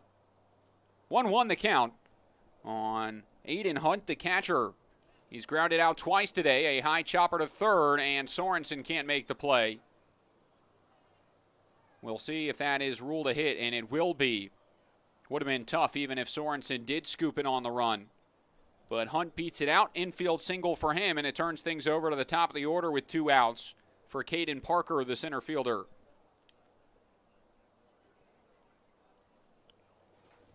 Parker had success against Carson Judd. Drew a walk to open up the ball game, stole second and came around to score. And then singled and stole twice in the 5th inning. Scoring once again. 7 stolen bases now in the 3 games against the Pippins for Caden Parker.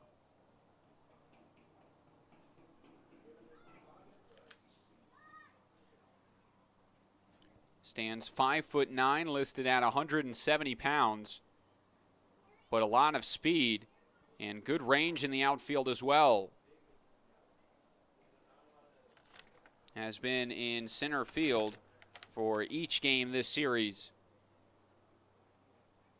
And now a hitter's count 2-0 against Gavin Matson. 3-0. Jake Borst has not caught a runner stealing yet today. Aiden Hunt on first base.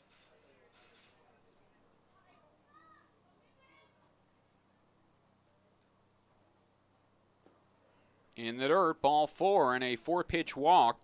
And after a quick start for Matson, the line out and strikeout, a single and a walk has extended this 6th to Nicholas Lorenza, who has reached and scored in all 3 plate appearances today. Or at least it will be Lorenza's spot in the order. His day is done.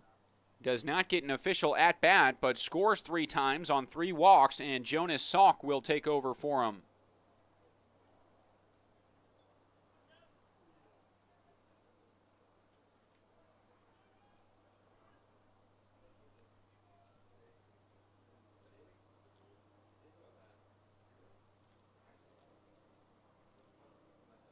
Home plate umpire Anthony Atkinson writing down the changes. Field umpire Matt Van Houten in today's effort.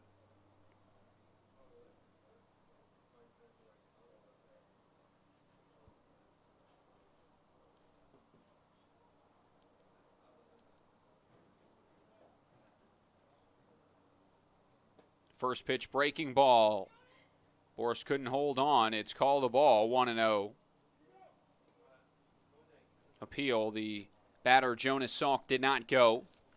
Salk has had some playing time this series. Came in as a pinch runner for Adrian Roa yesterday after it looked like Roa pulled his hamstring on a double in the 4th inning.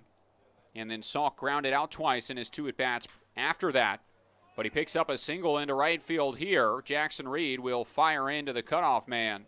And the bases will be loaded with 2 outs for Cannon Humphreys.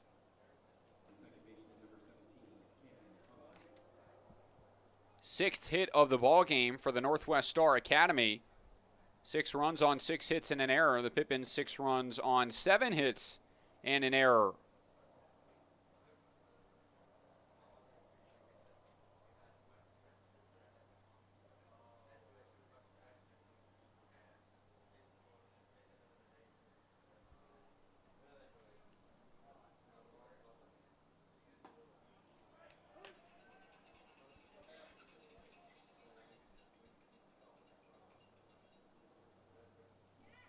Strike 1 to Cannon Humphreys, who has singled twice and flown out to left field. Scored a run in the 1st inning as well. And he swings through this one to start behind 0-2. Humphreys, a freshman at Clark College. Another infielder on this roster. Matson gives the nod. Here's his 0-2. Ground ball, left side, foul. Nearly snow-coned by Jackson Sorensen in foul territory. But the count stays the same, and Matson still in the driver's seat. Has a few waste pitches if he wants them. Trying to get out of this top of the 6th inning, scoreless, with the bases loaded. Go-ahead run, 90 feet from the plate. Aiden Hunt at third. Breaking ball just misses inside, and it's 2-2. 1-2, rather. No defensive changes yet for the Pippins. Schmidt still in left field, Rollator in center, and Reed in right. Ground ball towards third, and it gets through into left field. 1 run scores. Up and throwing is Schmidt. Firing to the plate, it's not in time, and a 2 RBI single for Cannon Humphreys. And the Nighthawks have their 3rd lead of the game. It's 8-6.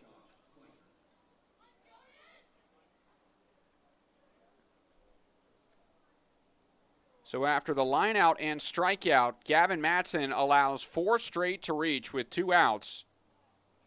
And the Nighthawks retake the lead 8-6. Now their cleanup man, Josh Slikart, to the plate. High fly ball to left. Ryan Schmidt underneath makes the catch, and 1 batter too late for Matson as he sacrifices the lead, and the Pippins now trail 8-6 as we head to the bottom of inning number 6. Pippins trying to climb back in this ball game for a 3rd time as Mac Elski back to the mound when we return. Bottom of the 6th, up next. The time is now to get started on your new career at Perry Tech. From AAS degrees in business technology and accounting and IT and communication systems to a fast 5-week professional truck driving program, acquire hands-on skills to help you reach your full potential. From financial aid to career services, the staff at Perry Tech are there to help you from start to finish. Take action today by calling Perry Tech 509-453-0374 or visit perrytech.edu. It's sky blue, barn red. Caught up in the country, the only way I wanna be. Somewhere where the road ends, out there where the creek bends, that's where you can find me. Within fields of gold and cotton rows that never end in the sky. That take it slow, easy road, man, that's life. Caught up in the country.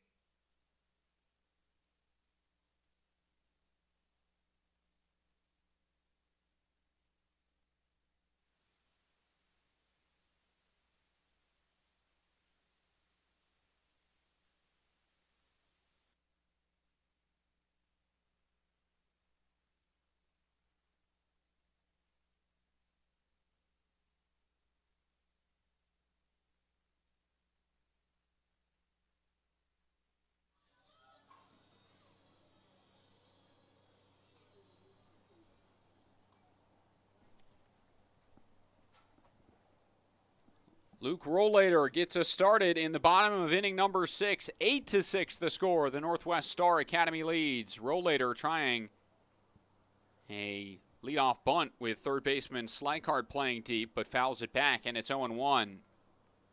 With his speed, certainly someone that can do that.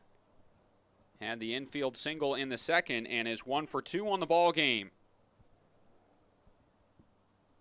Top of the order, and Spencer Shipman on deck. And Rollator takes strike 2. Out of the University of Washington, Luke Rollator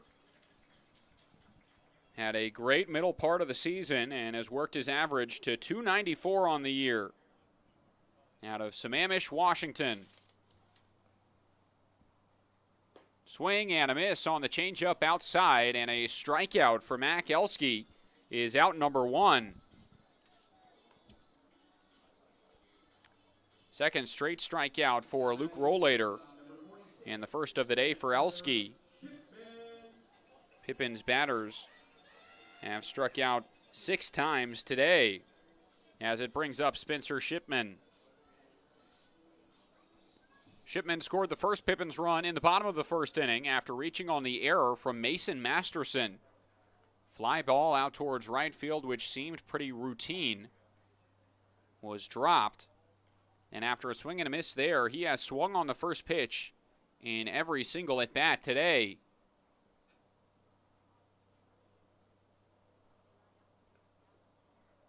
Oh for 3 with reaching on the error in the first, flying out into the double play in the second, grounding out to second, and now a ground out to short is up the line and contact with the first baseman. Oh no, that is never something you want to see. Donovan Gonzalez running into the baseline to try and field that throw, and Shipman right into his arm, and the trainer instantly out of the dugout. Shipman seems okay, but obviously a dangerous play for the first baseman, and Gonzalez seems pretty shaken up.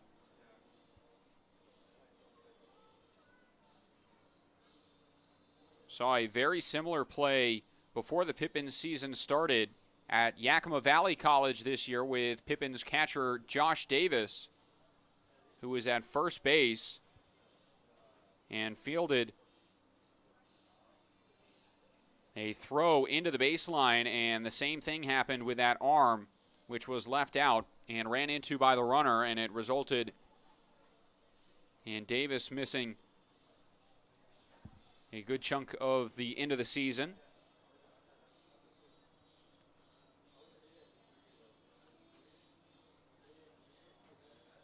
And a pause in play as Gonzalez gets checked out. Shipman will reach on the throwing error from shortstop Josh Manser.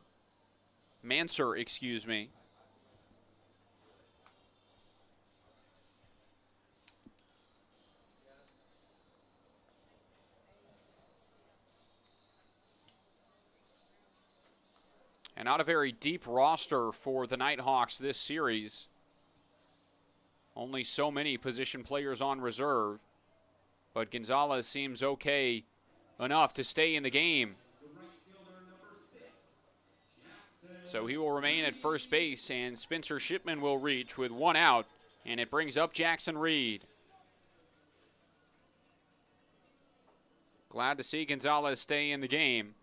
And you hope that he's all right as Jackson Reed steps in and will face Mac Elski for the first time today. Had to deal with the lefty Michael Miller in his previous 3 plate appearances. Struck out, grounded out, and then walked and scored in the 5th, and will now face a righty. First pitch swinging, line out to shortstop, and it's out number 2. 2 down, and it brings up Jackson Sorensen, who has singled, been hit by a pitch, and lined out, and scored twice today.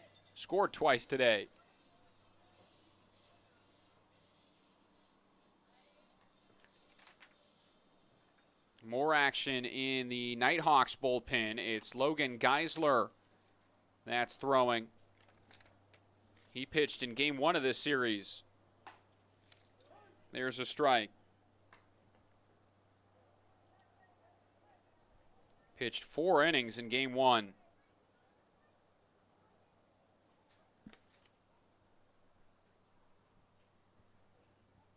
No balls and a strike. Sorensen falls behind 0-2.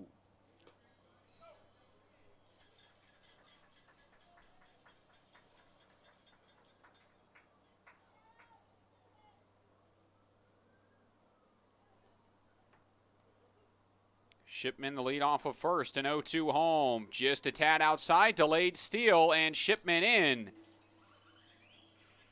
Great jump on the delayed steal. Aiden Hunt didn't see it till the last second. And late to cover was Josh Manser. So a stolen base for Shipman moves him into scoring position, and the count to 1-2 strikes on Sorensen. 4 home runs on the year, league and non-league play for Jackson Sorensen. In the dirt, Shipman stays put, 2-2. Power part of the order here with Sorensen and Gargis at the plate. 6 runs on 7 hits and an error for the Pippins. 8 runs, 7 hits, 2 errors for the Nighthawks. And a swing and a miss for Jackson Sorensen will end the 6th inning. Spencer Shipman reaches on the error but is left stranded as the Nighthawks keep their 2-run lead as we head to the 7th inning. Pippins trailing 8-6 when we return.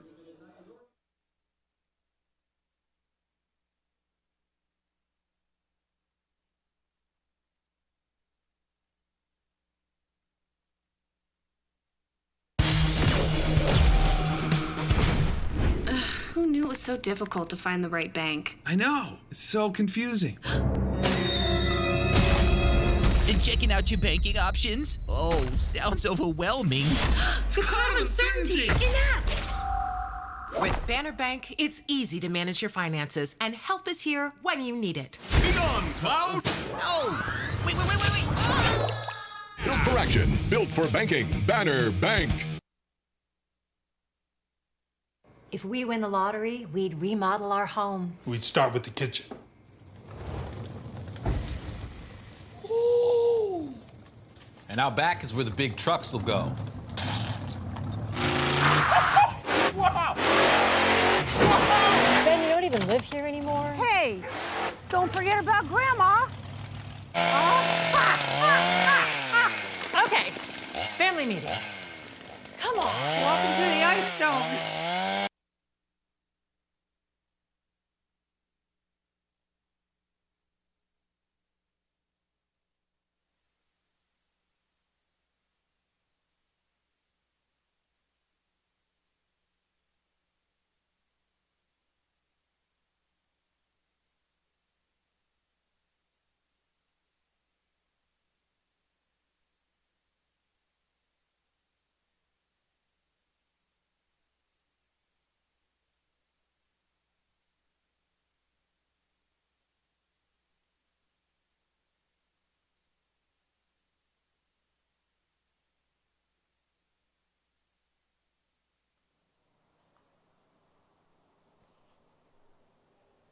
Pippins back to the field. Gavin Matson back to the mound. He will pitch against Josh Manser, the shortstop, here in the top of inning number 7. And his first pitch is strike 1. Matson is in line for the loss right now. Entered in a tie game and sacrificed the 2 runs on the 2 RBI, 2-out single from Cannon Humphreys. He got the first 2 outs of the inning, but 4 straight batters reached on 3 hits and a walk in that 6th. 2-1 the count on the shortstop Manser. He is 0 for 2 today, struck out and reached on an error, and also that hard hit sacrifice fly into right center, which Jackson Reed made the diving catch on. And a swing and a miss makes it 2-2.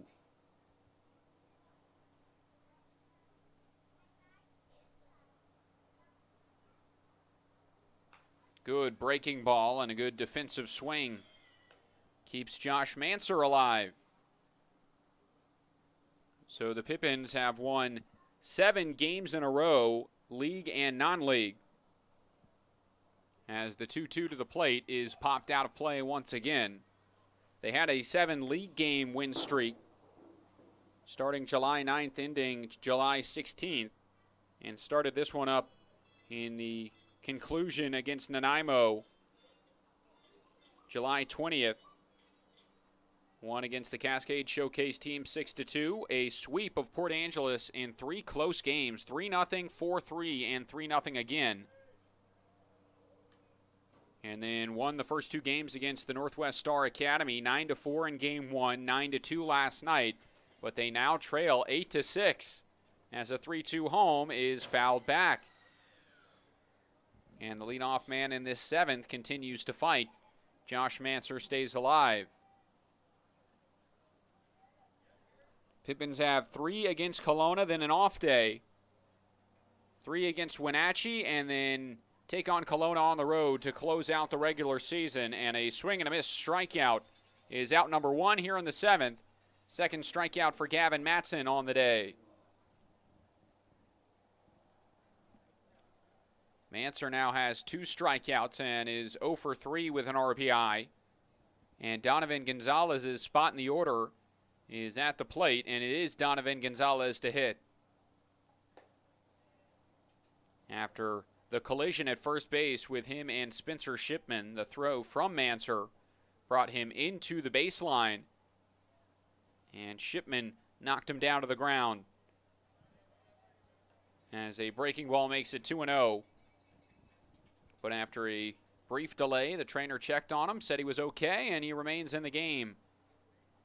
As you'll see a 2-0 for Matson, and take it upstairs, 3 straight balls from the righty.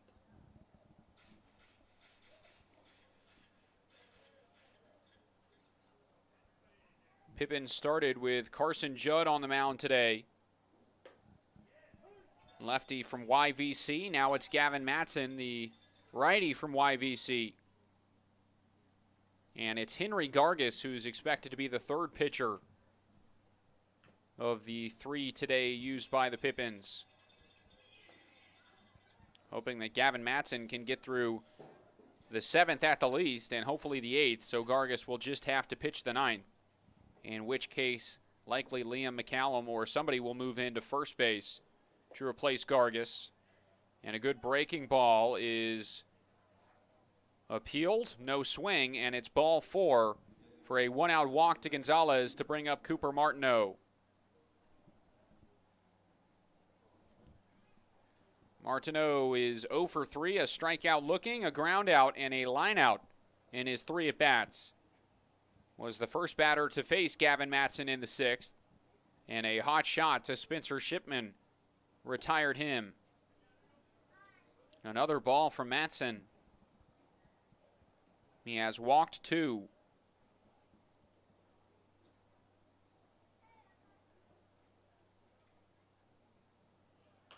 Ground ball right out in front of the mound. Matson will not even look to second.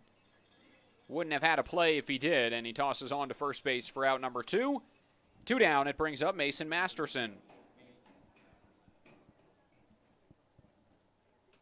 Masterson in 0 for 3 day, struck out looking against Matson in his last at-bat.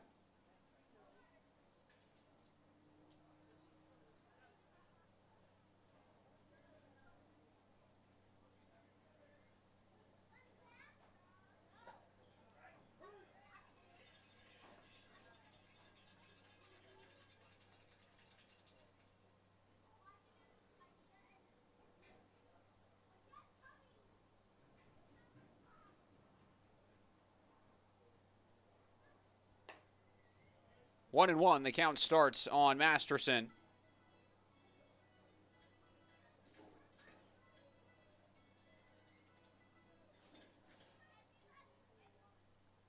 Top of the 7th inning, 2 outs and a 1-1 count. Good breaking ball, and it's 1-2.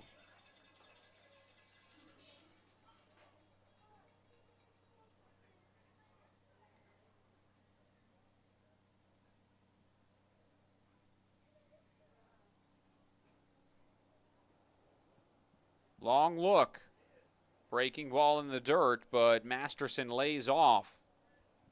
0 for 3 today, and he has the error in right field, which allowed the first runner of the game to reach in the bottom of the first in Spencer Shipman, who came around to score.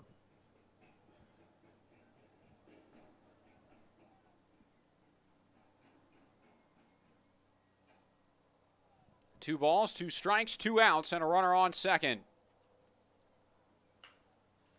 Whoa, a shot into the Nighthawks dugout. Everybody seems okay.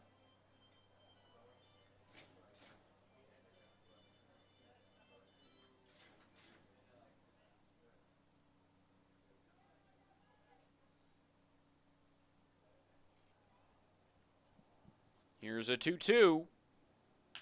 Ground ball up the middle. Shipman all over it. His throw beats the runner and is out number 3 as Gavin Matson tosses a scoreless 7th. It's time to stretch in Yakima Valley at the Orchard. Pippins trail 8-6. Bottom of the 7th up next.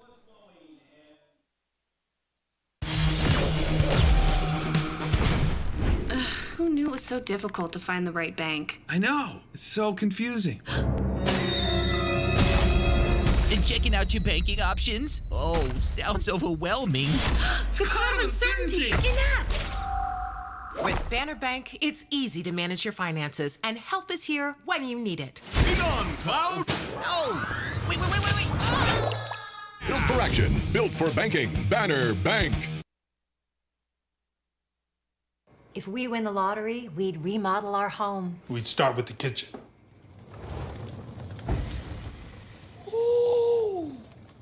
And out back is where the big trucks will go.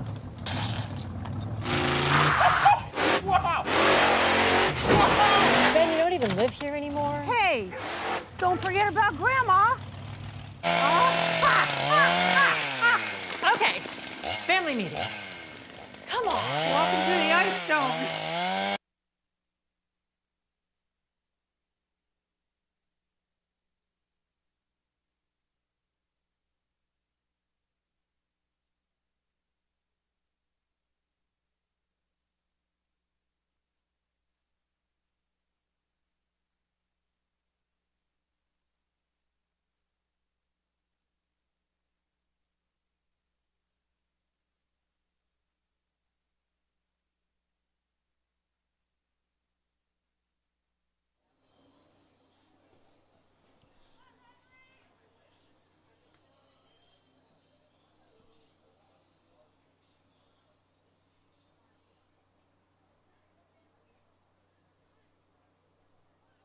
Henry Gargis leads off the bottom of the 7th, other side of the stretch, as he'll face Mac Elski on the mound, who returns for his 3rd inning of work.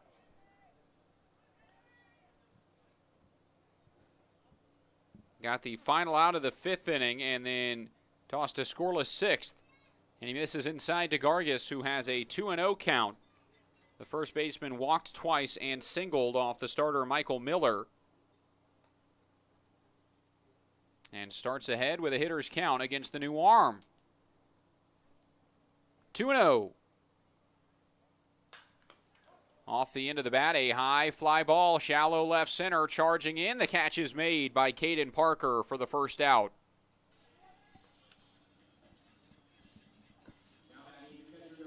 That brings up Jake Borst. Rough day at the plate for him. Popped up with the bases loaded and less than 2 outs.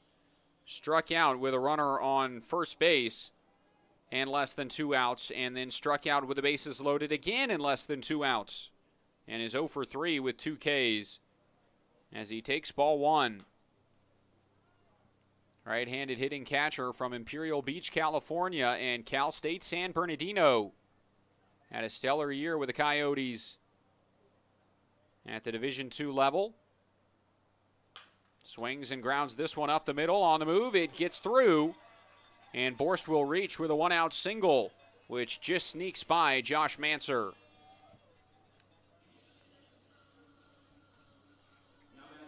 That brings up Liam McCallum, who has been spectacular today. 2 for 3, 4 of the 6 runs scored have been driven in by Liam McCallum.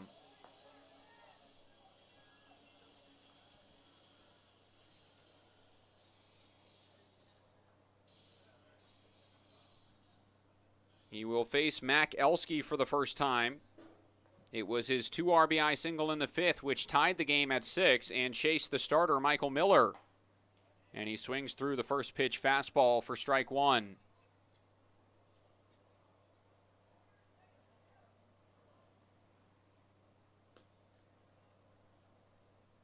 Short lead off the first base bag for Jake Borst. And an 0-1 pitch is swung on and missed. McCallum in front of the changeup, and it's 0-2.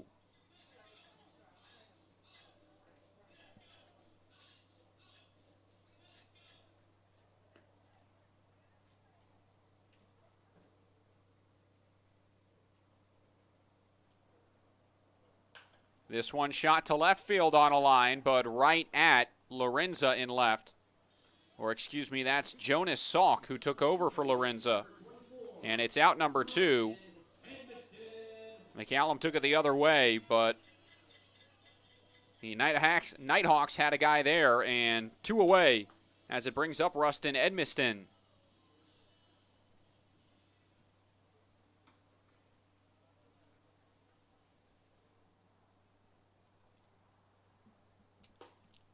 Strike 1.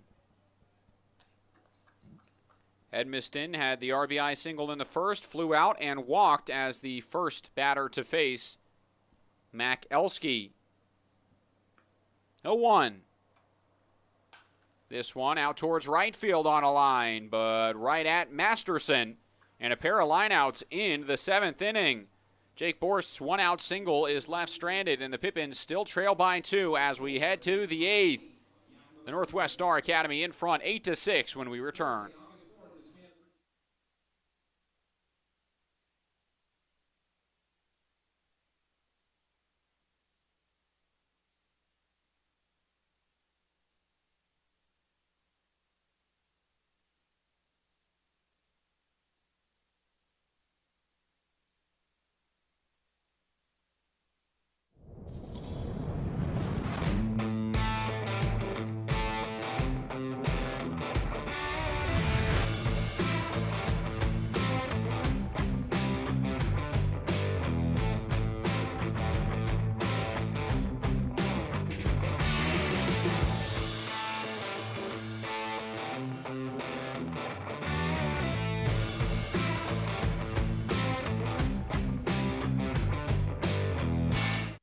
Office Solutions Northwest is excited to be the official office supplier of the Yakima Valley Pippins. Proudly serving the Yakima Valley since 1967, we offer a wide variety of solutions at work. From pens and copy paper, desks and chairs, to soap and paper towels, along with free next-day delivery on most orders. We strive to be your local source for all of your office needs. Create a free account today by visiting our website at www.whobest.com, and we look forward to working with you.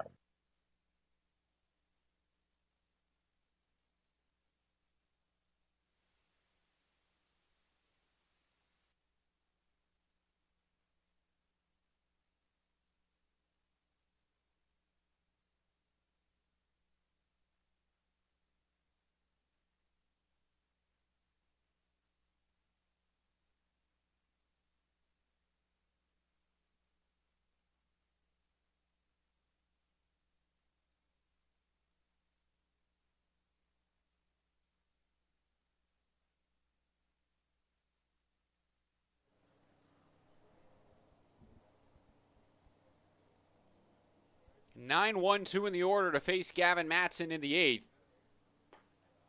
As Aiden Hunt starts with strike 1. He singled and scored the go-ahead run in inning number 6, which made it a 7-6 ball game, but was quickly followed by Caden Parker on the 2 RBI single. And as it stands, 8-6 the score. The Nighthawks in front of the Pippins in Game 3 of this non-league series. Pippins have had the 3 straight days of no league games, but there are league games ongoing. The Ridgefield Raptors with a big comeback in the 6th against the Bend Elks. They lead 8-6 over Bend. The Bells and the Night Owls tied at 4 in the bottom of the 8th. As a 1-2 misses low. Kelowna Falcons up 2-1 on Port Angeles. as they get set to travel to the Orchard tomorrow. The Corvallis Knights up 8-4, looking to win their 11th straight game. Wenatchee Apple Sox lead the Cowlitz Black Bears 5-4.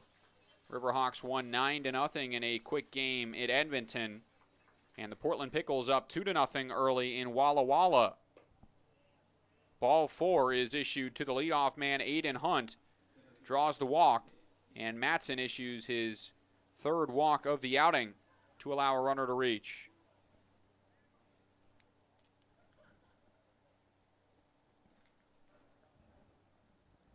Caden Parker, 1 for 2 today, has walked twice and scored 3 times in this game.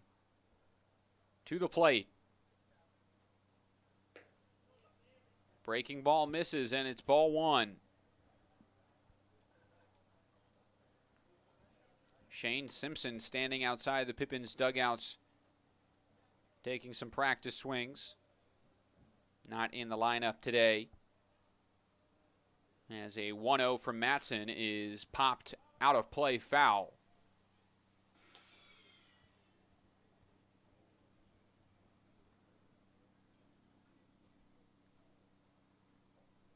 Most appearances on the mound this year for the Pippins belongs to Gavin Matson. Tyler Frieders with the most innings pitched, though, 55.2 for the righty. Also leads the team in wins with 5. And the team's ERA leader is Caden Duke, who is done for the season and heads back home to Tracy, California before getting set at the University of Pacific in the fall. 1-1 is in the dirt, and runner will take off. Borst's throw is on a line. Tag, not in time. And a close play, but the runner advances into scoring position. 2-1 the count on Caden Parker. For Duke, he finished his season with a 2.12 ERA in 29.2 innings of work. Also led the Pippins in batting average against, allowing only a 172 average against them. 2-1 is upstairs, 3 balls and a strike to Caden Parker. Team leader in strikeouts is Michael Splain, and he is done for the season as well. The Pippins losing a lot of pitching talent down the stretch as a foul ball brings the count full.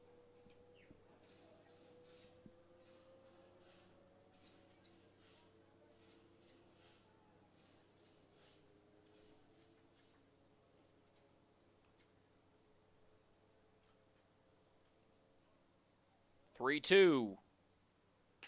Weekly hit out towards second. Edmiston, an easy toss to first, is out number 1, but it does move the runner up to third base. And 1 out. Aiden Hunt 90 feet from the plate, and it brings up Jonas Salk for his second at bat. The pinch hitter replaced Nick Lorenza in inning number 6 after Lorenzo walked 3 times and scored 3 times in his 3 plate appearances today. Salk singled, but was left stranded at second in that 6th inning, and he starts behind 0-1 here. Finished 0 for 2 yesterday and a run as a pinch runner, and did not play in Game 1 of this series, as his swing and a miss puts him behind 0-2. Infield is in for the Pippins with 1 out.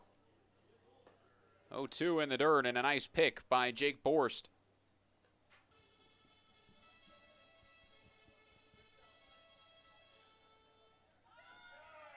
Good arms in the outfield. Ryan Schmidt in left, Rollator in center, Jackson Reed in right, but a swing and a miss is blocked, kept in front, and Borst will cement the strikeout with a throw down to first. Great breaking ball from Gavin Matson, gets the chase, and 2 away. Matson 1 out away from leaving the runner stranded, but he'll face Cannon Humphreys.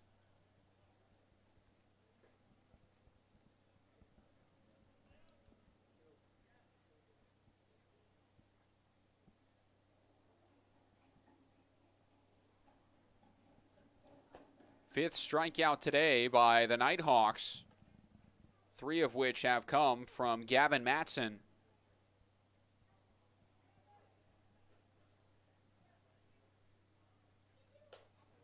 And he sails this one up and in, so the count to 2-0. Humphreys has been the best hitter in the lineup today for the Nighthawks. 3 hits of the 7 that the Northwest Star Academy has put together. Has 2 RBIs and a run. Ground ball to short. Shipman. Great job by Gavin Matson as he leaves the runner stranded at third. To the bottom of inning number 8, the Pippins trying to come back in this game. They trail 8-6 at home in the finale against the Northwest Star. Be an energy efficiency hero. Install high-efficiency natural gas equipment, and you can be just like Cascade's most energy-efficient player of the game. Match his ERA of $710. Put some runs on the board by upgrading your furnace, improving your home's insulation, and switching to a condensing tankless water heater. Cascade's bench is deep with both residential and commercial incentives. Check them out at our website or give us a call and be an energy efficiency player of the game. What's worse than standing in line at concessions? Now you can satisfy your appetite while remaining in your seat. With the mobile app Fan Food, you simply select Express Pickup and order your food. It is that simple. You deserve a VIP experience. Download Fan Food today.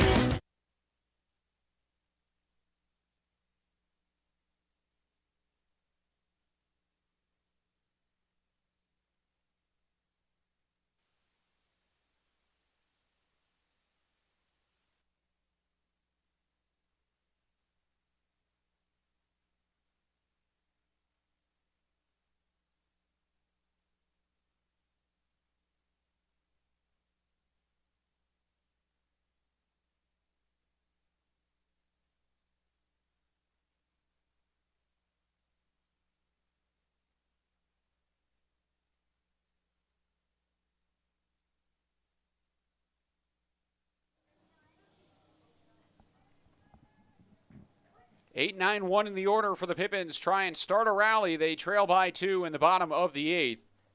And Mac Elski continues to work on the mound. He is through 2.1 innings and has yet to allow a run against the Pippins. Last time Yakima Valley scored was their 3-run 5th, which tied the game at 6. Schmidt shows bunt, but misses 1-1. The left fielder is 1 for 3 today, a single in the 4th, and a stolen bag. The only highlights in his line. Rollator in the on-deck circle. 1-1. This one shot out towards left field. Salk on the move, makes the catch, and 1 up, 1 down as Elski continues to work. It brings up Rollator.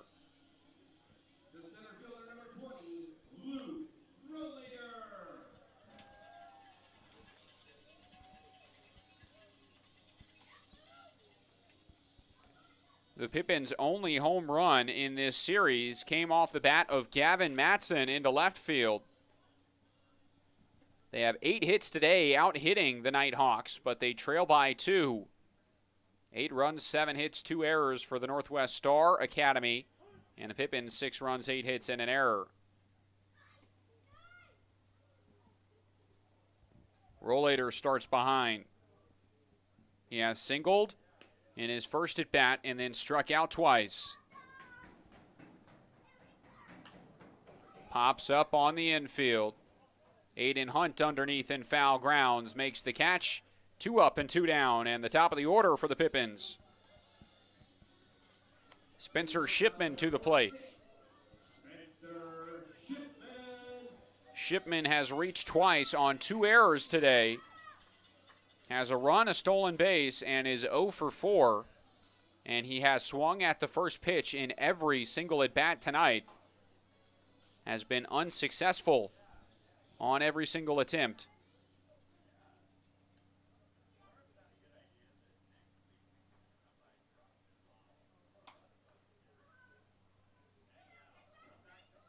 Swings at the first pitch this time around as well and lines out to center field to end the 8th inning. Mac Elski continuing to work for the Nighthawks. They lead 8-6 in a 1-2-3 innings sends us to the ninth. 8-6, Northwest Star Academy in front.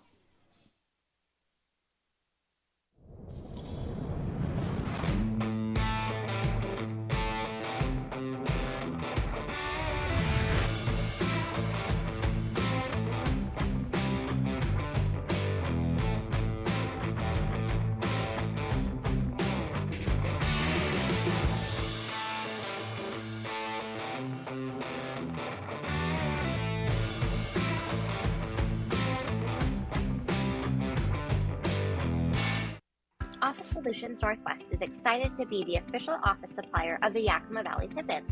Proudly serving the Yakima Valley since 1967, we offer a wide variety of solutions at work. From pens and copy paper, desks and chairs, to soap and paper towels, along with free next-day delivery on most orders. We strive to be your local source for all of your office needs.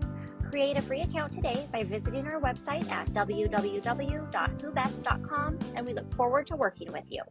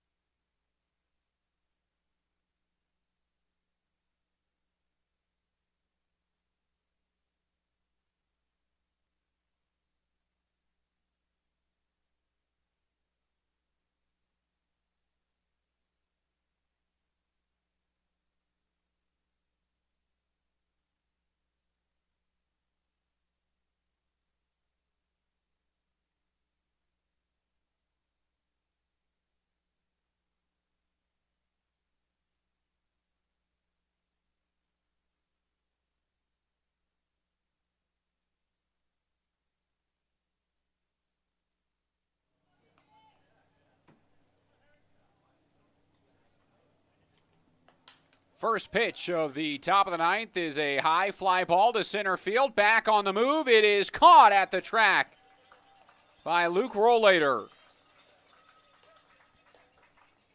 Josh Slikart sent it for a ride, but it is flagged down for out number one on the first pitch from the new arm, Henry Gargis.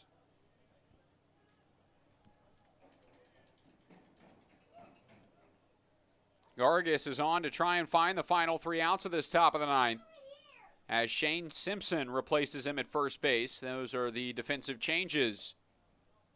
First pitch to Josh Manser will just miss outside for a ball. Manser 0 for 3 today, 2 strikeouts, reached on an error, and had the RBI sac fly. Ahead in the count, 2-0.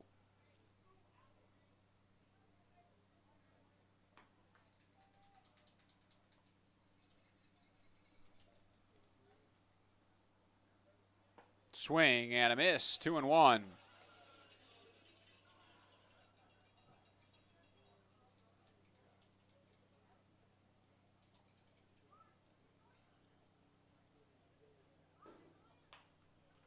Two and two.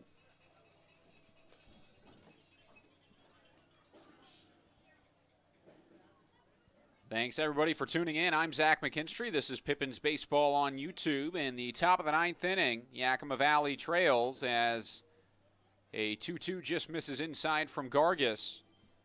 And the count full, 3-2.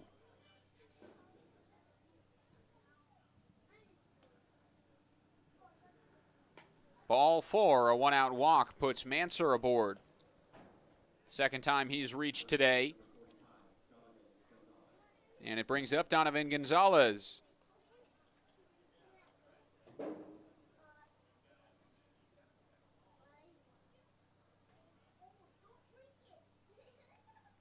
The Pippins have won 16 straight non-league games.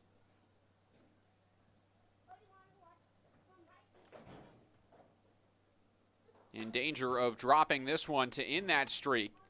Nearly dropped one earlier this year against the Cascade Collegiate League Showcase team. They were trailing big in that ball game, entering the final couple innings, but a big comeback in the 8th. They trailed by 1 entering the bottom of the 9th, and Jackson Sorensen in the first at bat of the bottom of the 9th had his first home run of the year, a solo home run to right to tie it. And the Pippins would walk it off in 11, 9-8. Runner on the move, the throw down, offline. Stolen base, 2-1 count, and a runner in scoring position with one out.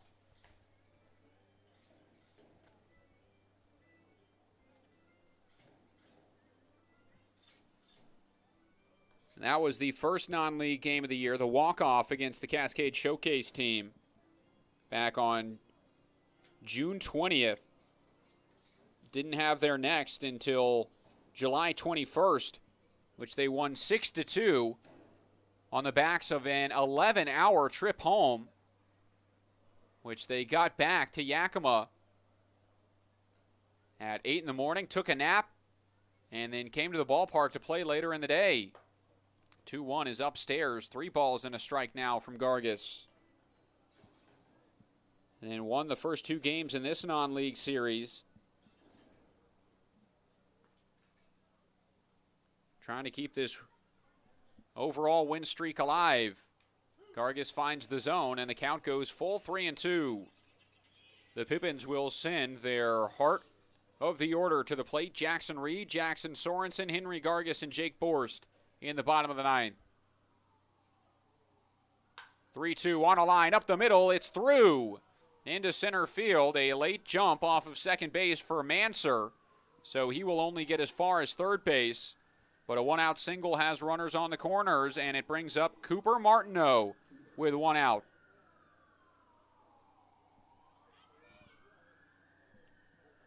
And there will be a pinch runner to replace Donovan Gonzalez. It looks like number 34, Cy Steele, in to run at first.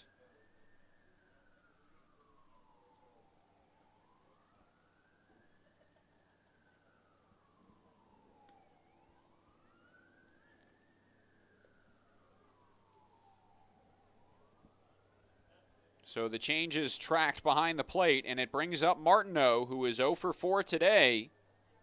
Has grounded out to the pitcher twice, lined out, and struck out. Corners will play in for the Pippins, with the middle infield looking to turn 2 and get out of this top of the 9th, as the first misses from Gargis, and it's 1-0. New arm warming up for the Nighthawks in their bullpen as well. So we'll see if Elski will come out for the 9th or not. He has been great so far today. Through 3.1 innings, has not allowed a run against the Pippins, and has only allowed 1 hit off the bat of Jake Borst. Check swing, yes he did, and it's strike 2.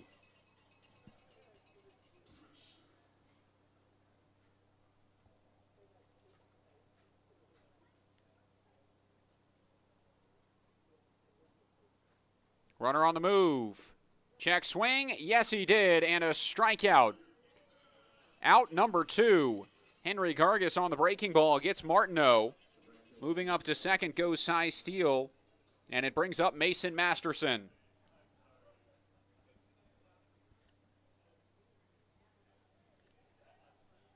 Masterson is 0 for 4 tonight. Takes the first pitch for ball 1. He has grounded out to short twice, flied out to left field, and struck out looking. 1-0. Strike 1. Pippins infield playing deep.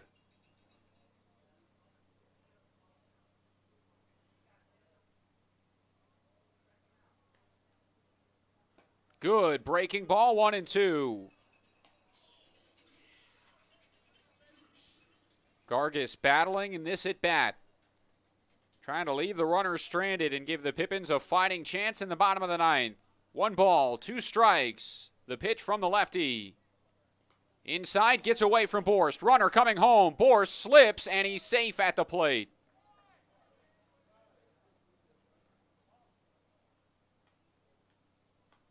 The ball did not move far away from Jake Borst at all, but he slipped trying to get to it.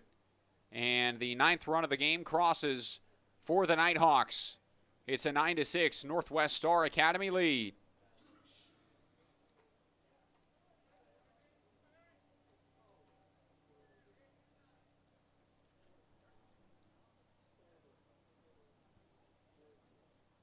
2-2.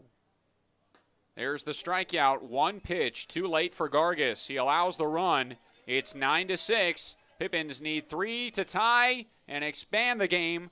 One more to win it. 9-6, they trail when we come back.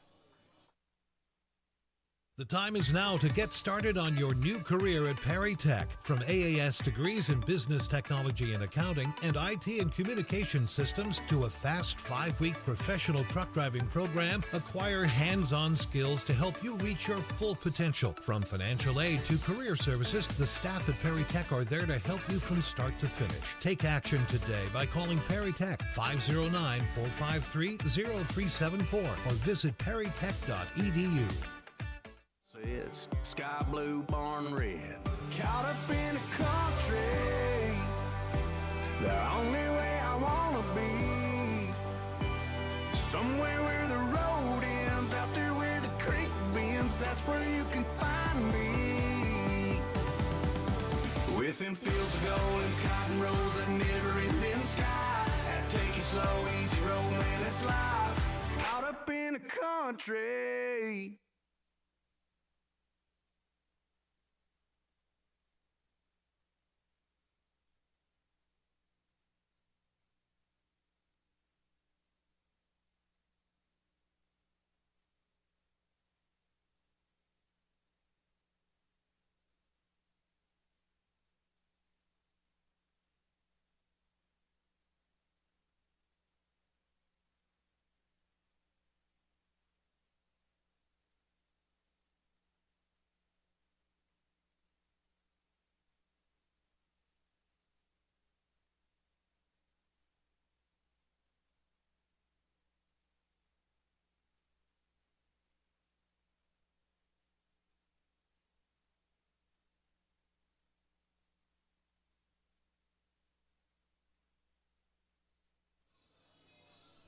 Last chance for the Pippins as they try and hold on to this sweep. They won the first 2 games of this non-league series, but they trail by 3 runs in the bottom of the 9th against a new arm. It is Jay Schuler that takes over on the bump for the Nighthawks out of Lower Columbia College with the Red Devils. The right-hander Schuler pitched in 7 games this year, making 16.2 innings pitched. And his first pitch of the outing is singled into center field by Jackson Reed, and the Pippins have a runner aboard. Good start for Reed. Second time he's reached in the first hit of the game, now 1 for 4. Had the walk and the run in the 5th, and it brings up Sorensen, who has swung it well today and has come up clutch in situations like this in non-league games this year. Had the game-tying solo home run in the bottom of the 9th against the Cascade Collegiate League Showcase side. First pitch to him from Schuler. On a line towards short, it is caught, and back to the bag goes Reed.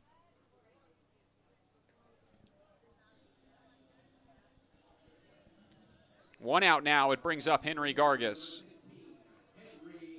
For Schuler on the mound, a 2.70 ERA in his season at Lower Columbia, which finished with 3 straight scoreless outings, including 5 innings in a win against Umpqua.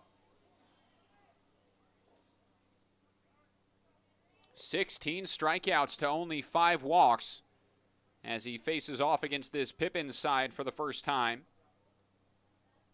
First pitch to Gargis, low and in, and it's ball 1.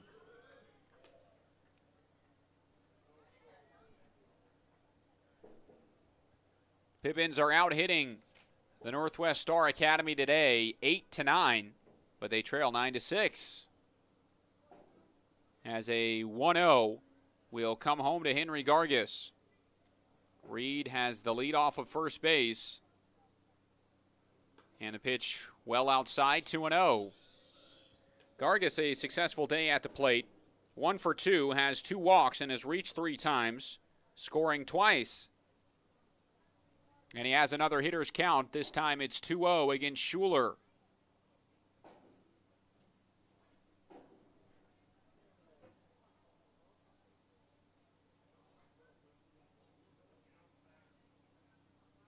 Three and 0. Jake Borst, the on-deck batter.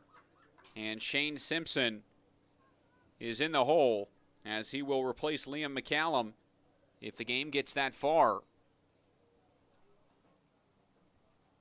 3 balls, no strikes. Jackson Reed off the first base bag. And there is strike number 1. Reed leads the team in stolen bases.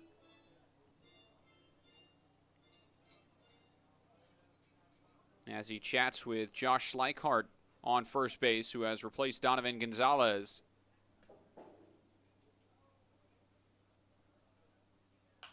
The 3-1 swung on and fouled away, and the count is full 3-2. It looks like Schleichhardt to first base and Cy Steele at third.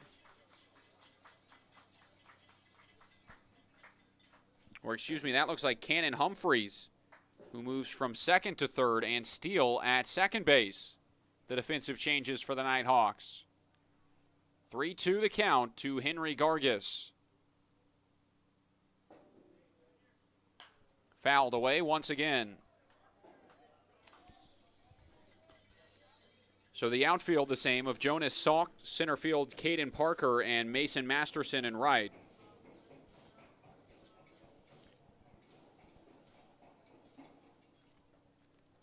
But the infield, a new look.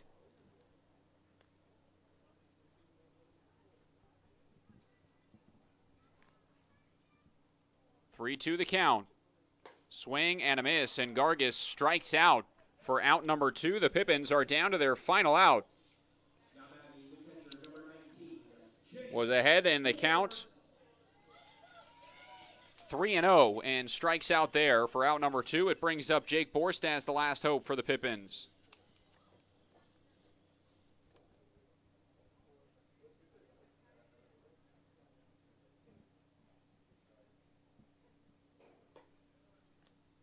Ball number 1 to Borst, who singled in his last at-bat. Prior to that was 0 for 3.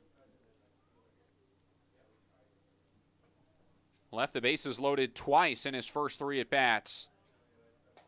And we'll watch a strike find the zone there as the count to 1-1.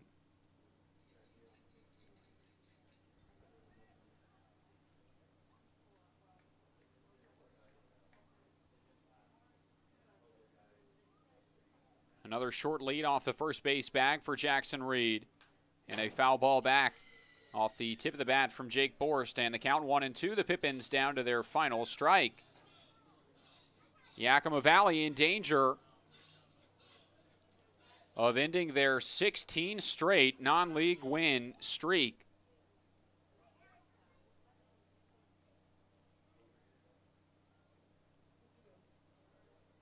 One and two. Schuler strikes out Jake Borst to end the ball game. And the Nighthawks salvage one game in the 3-game set of this non-league series. The Nighthawks win 9-6 over the Pippins.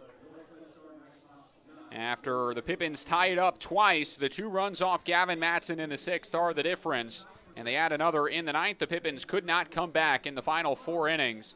A great job by Mac Elski, who earns the win by shutting down the Pippins side. And Jay Schuler ends up leaving them scoreless in the 9th after giving up the leadoff single.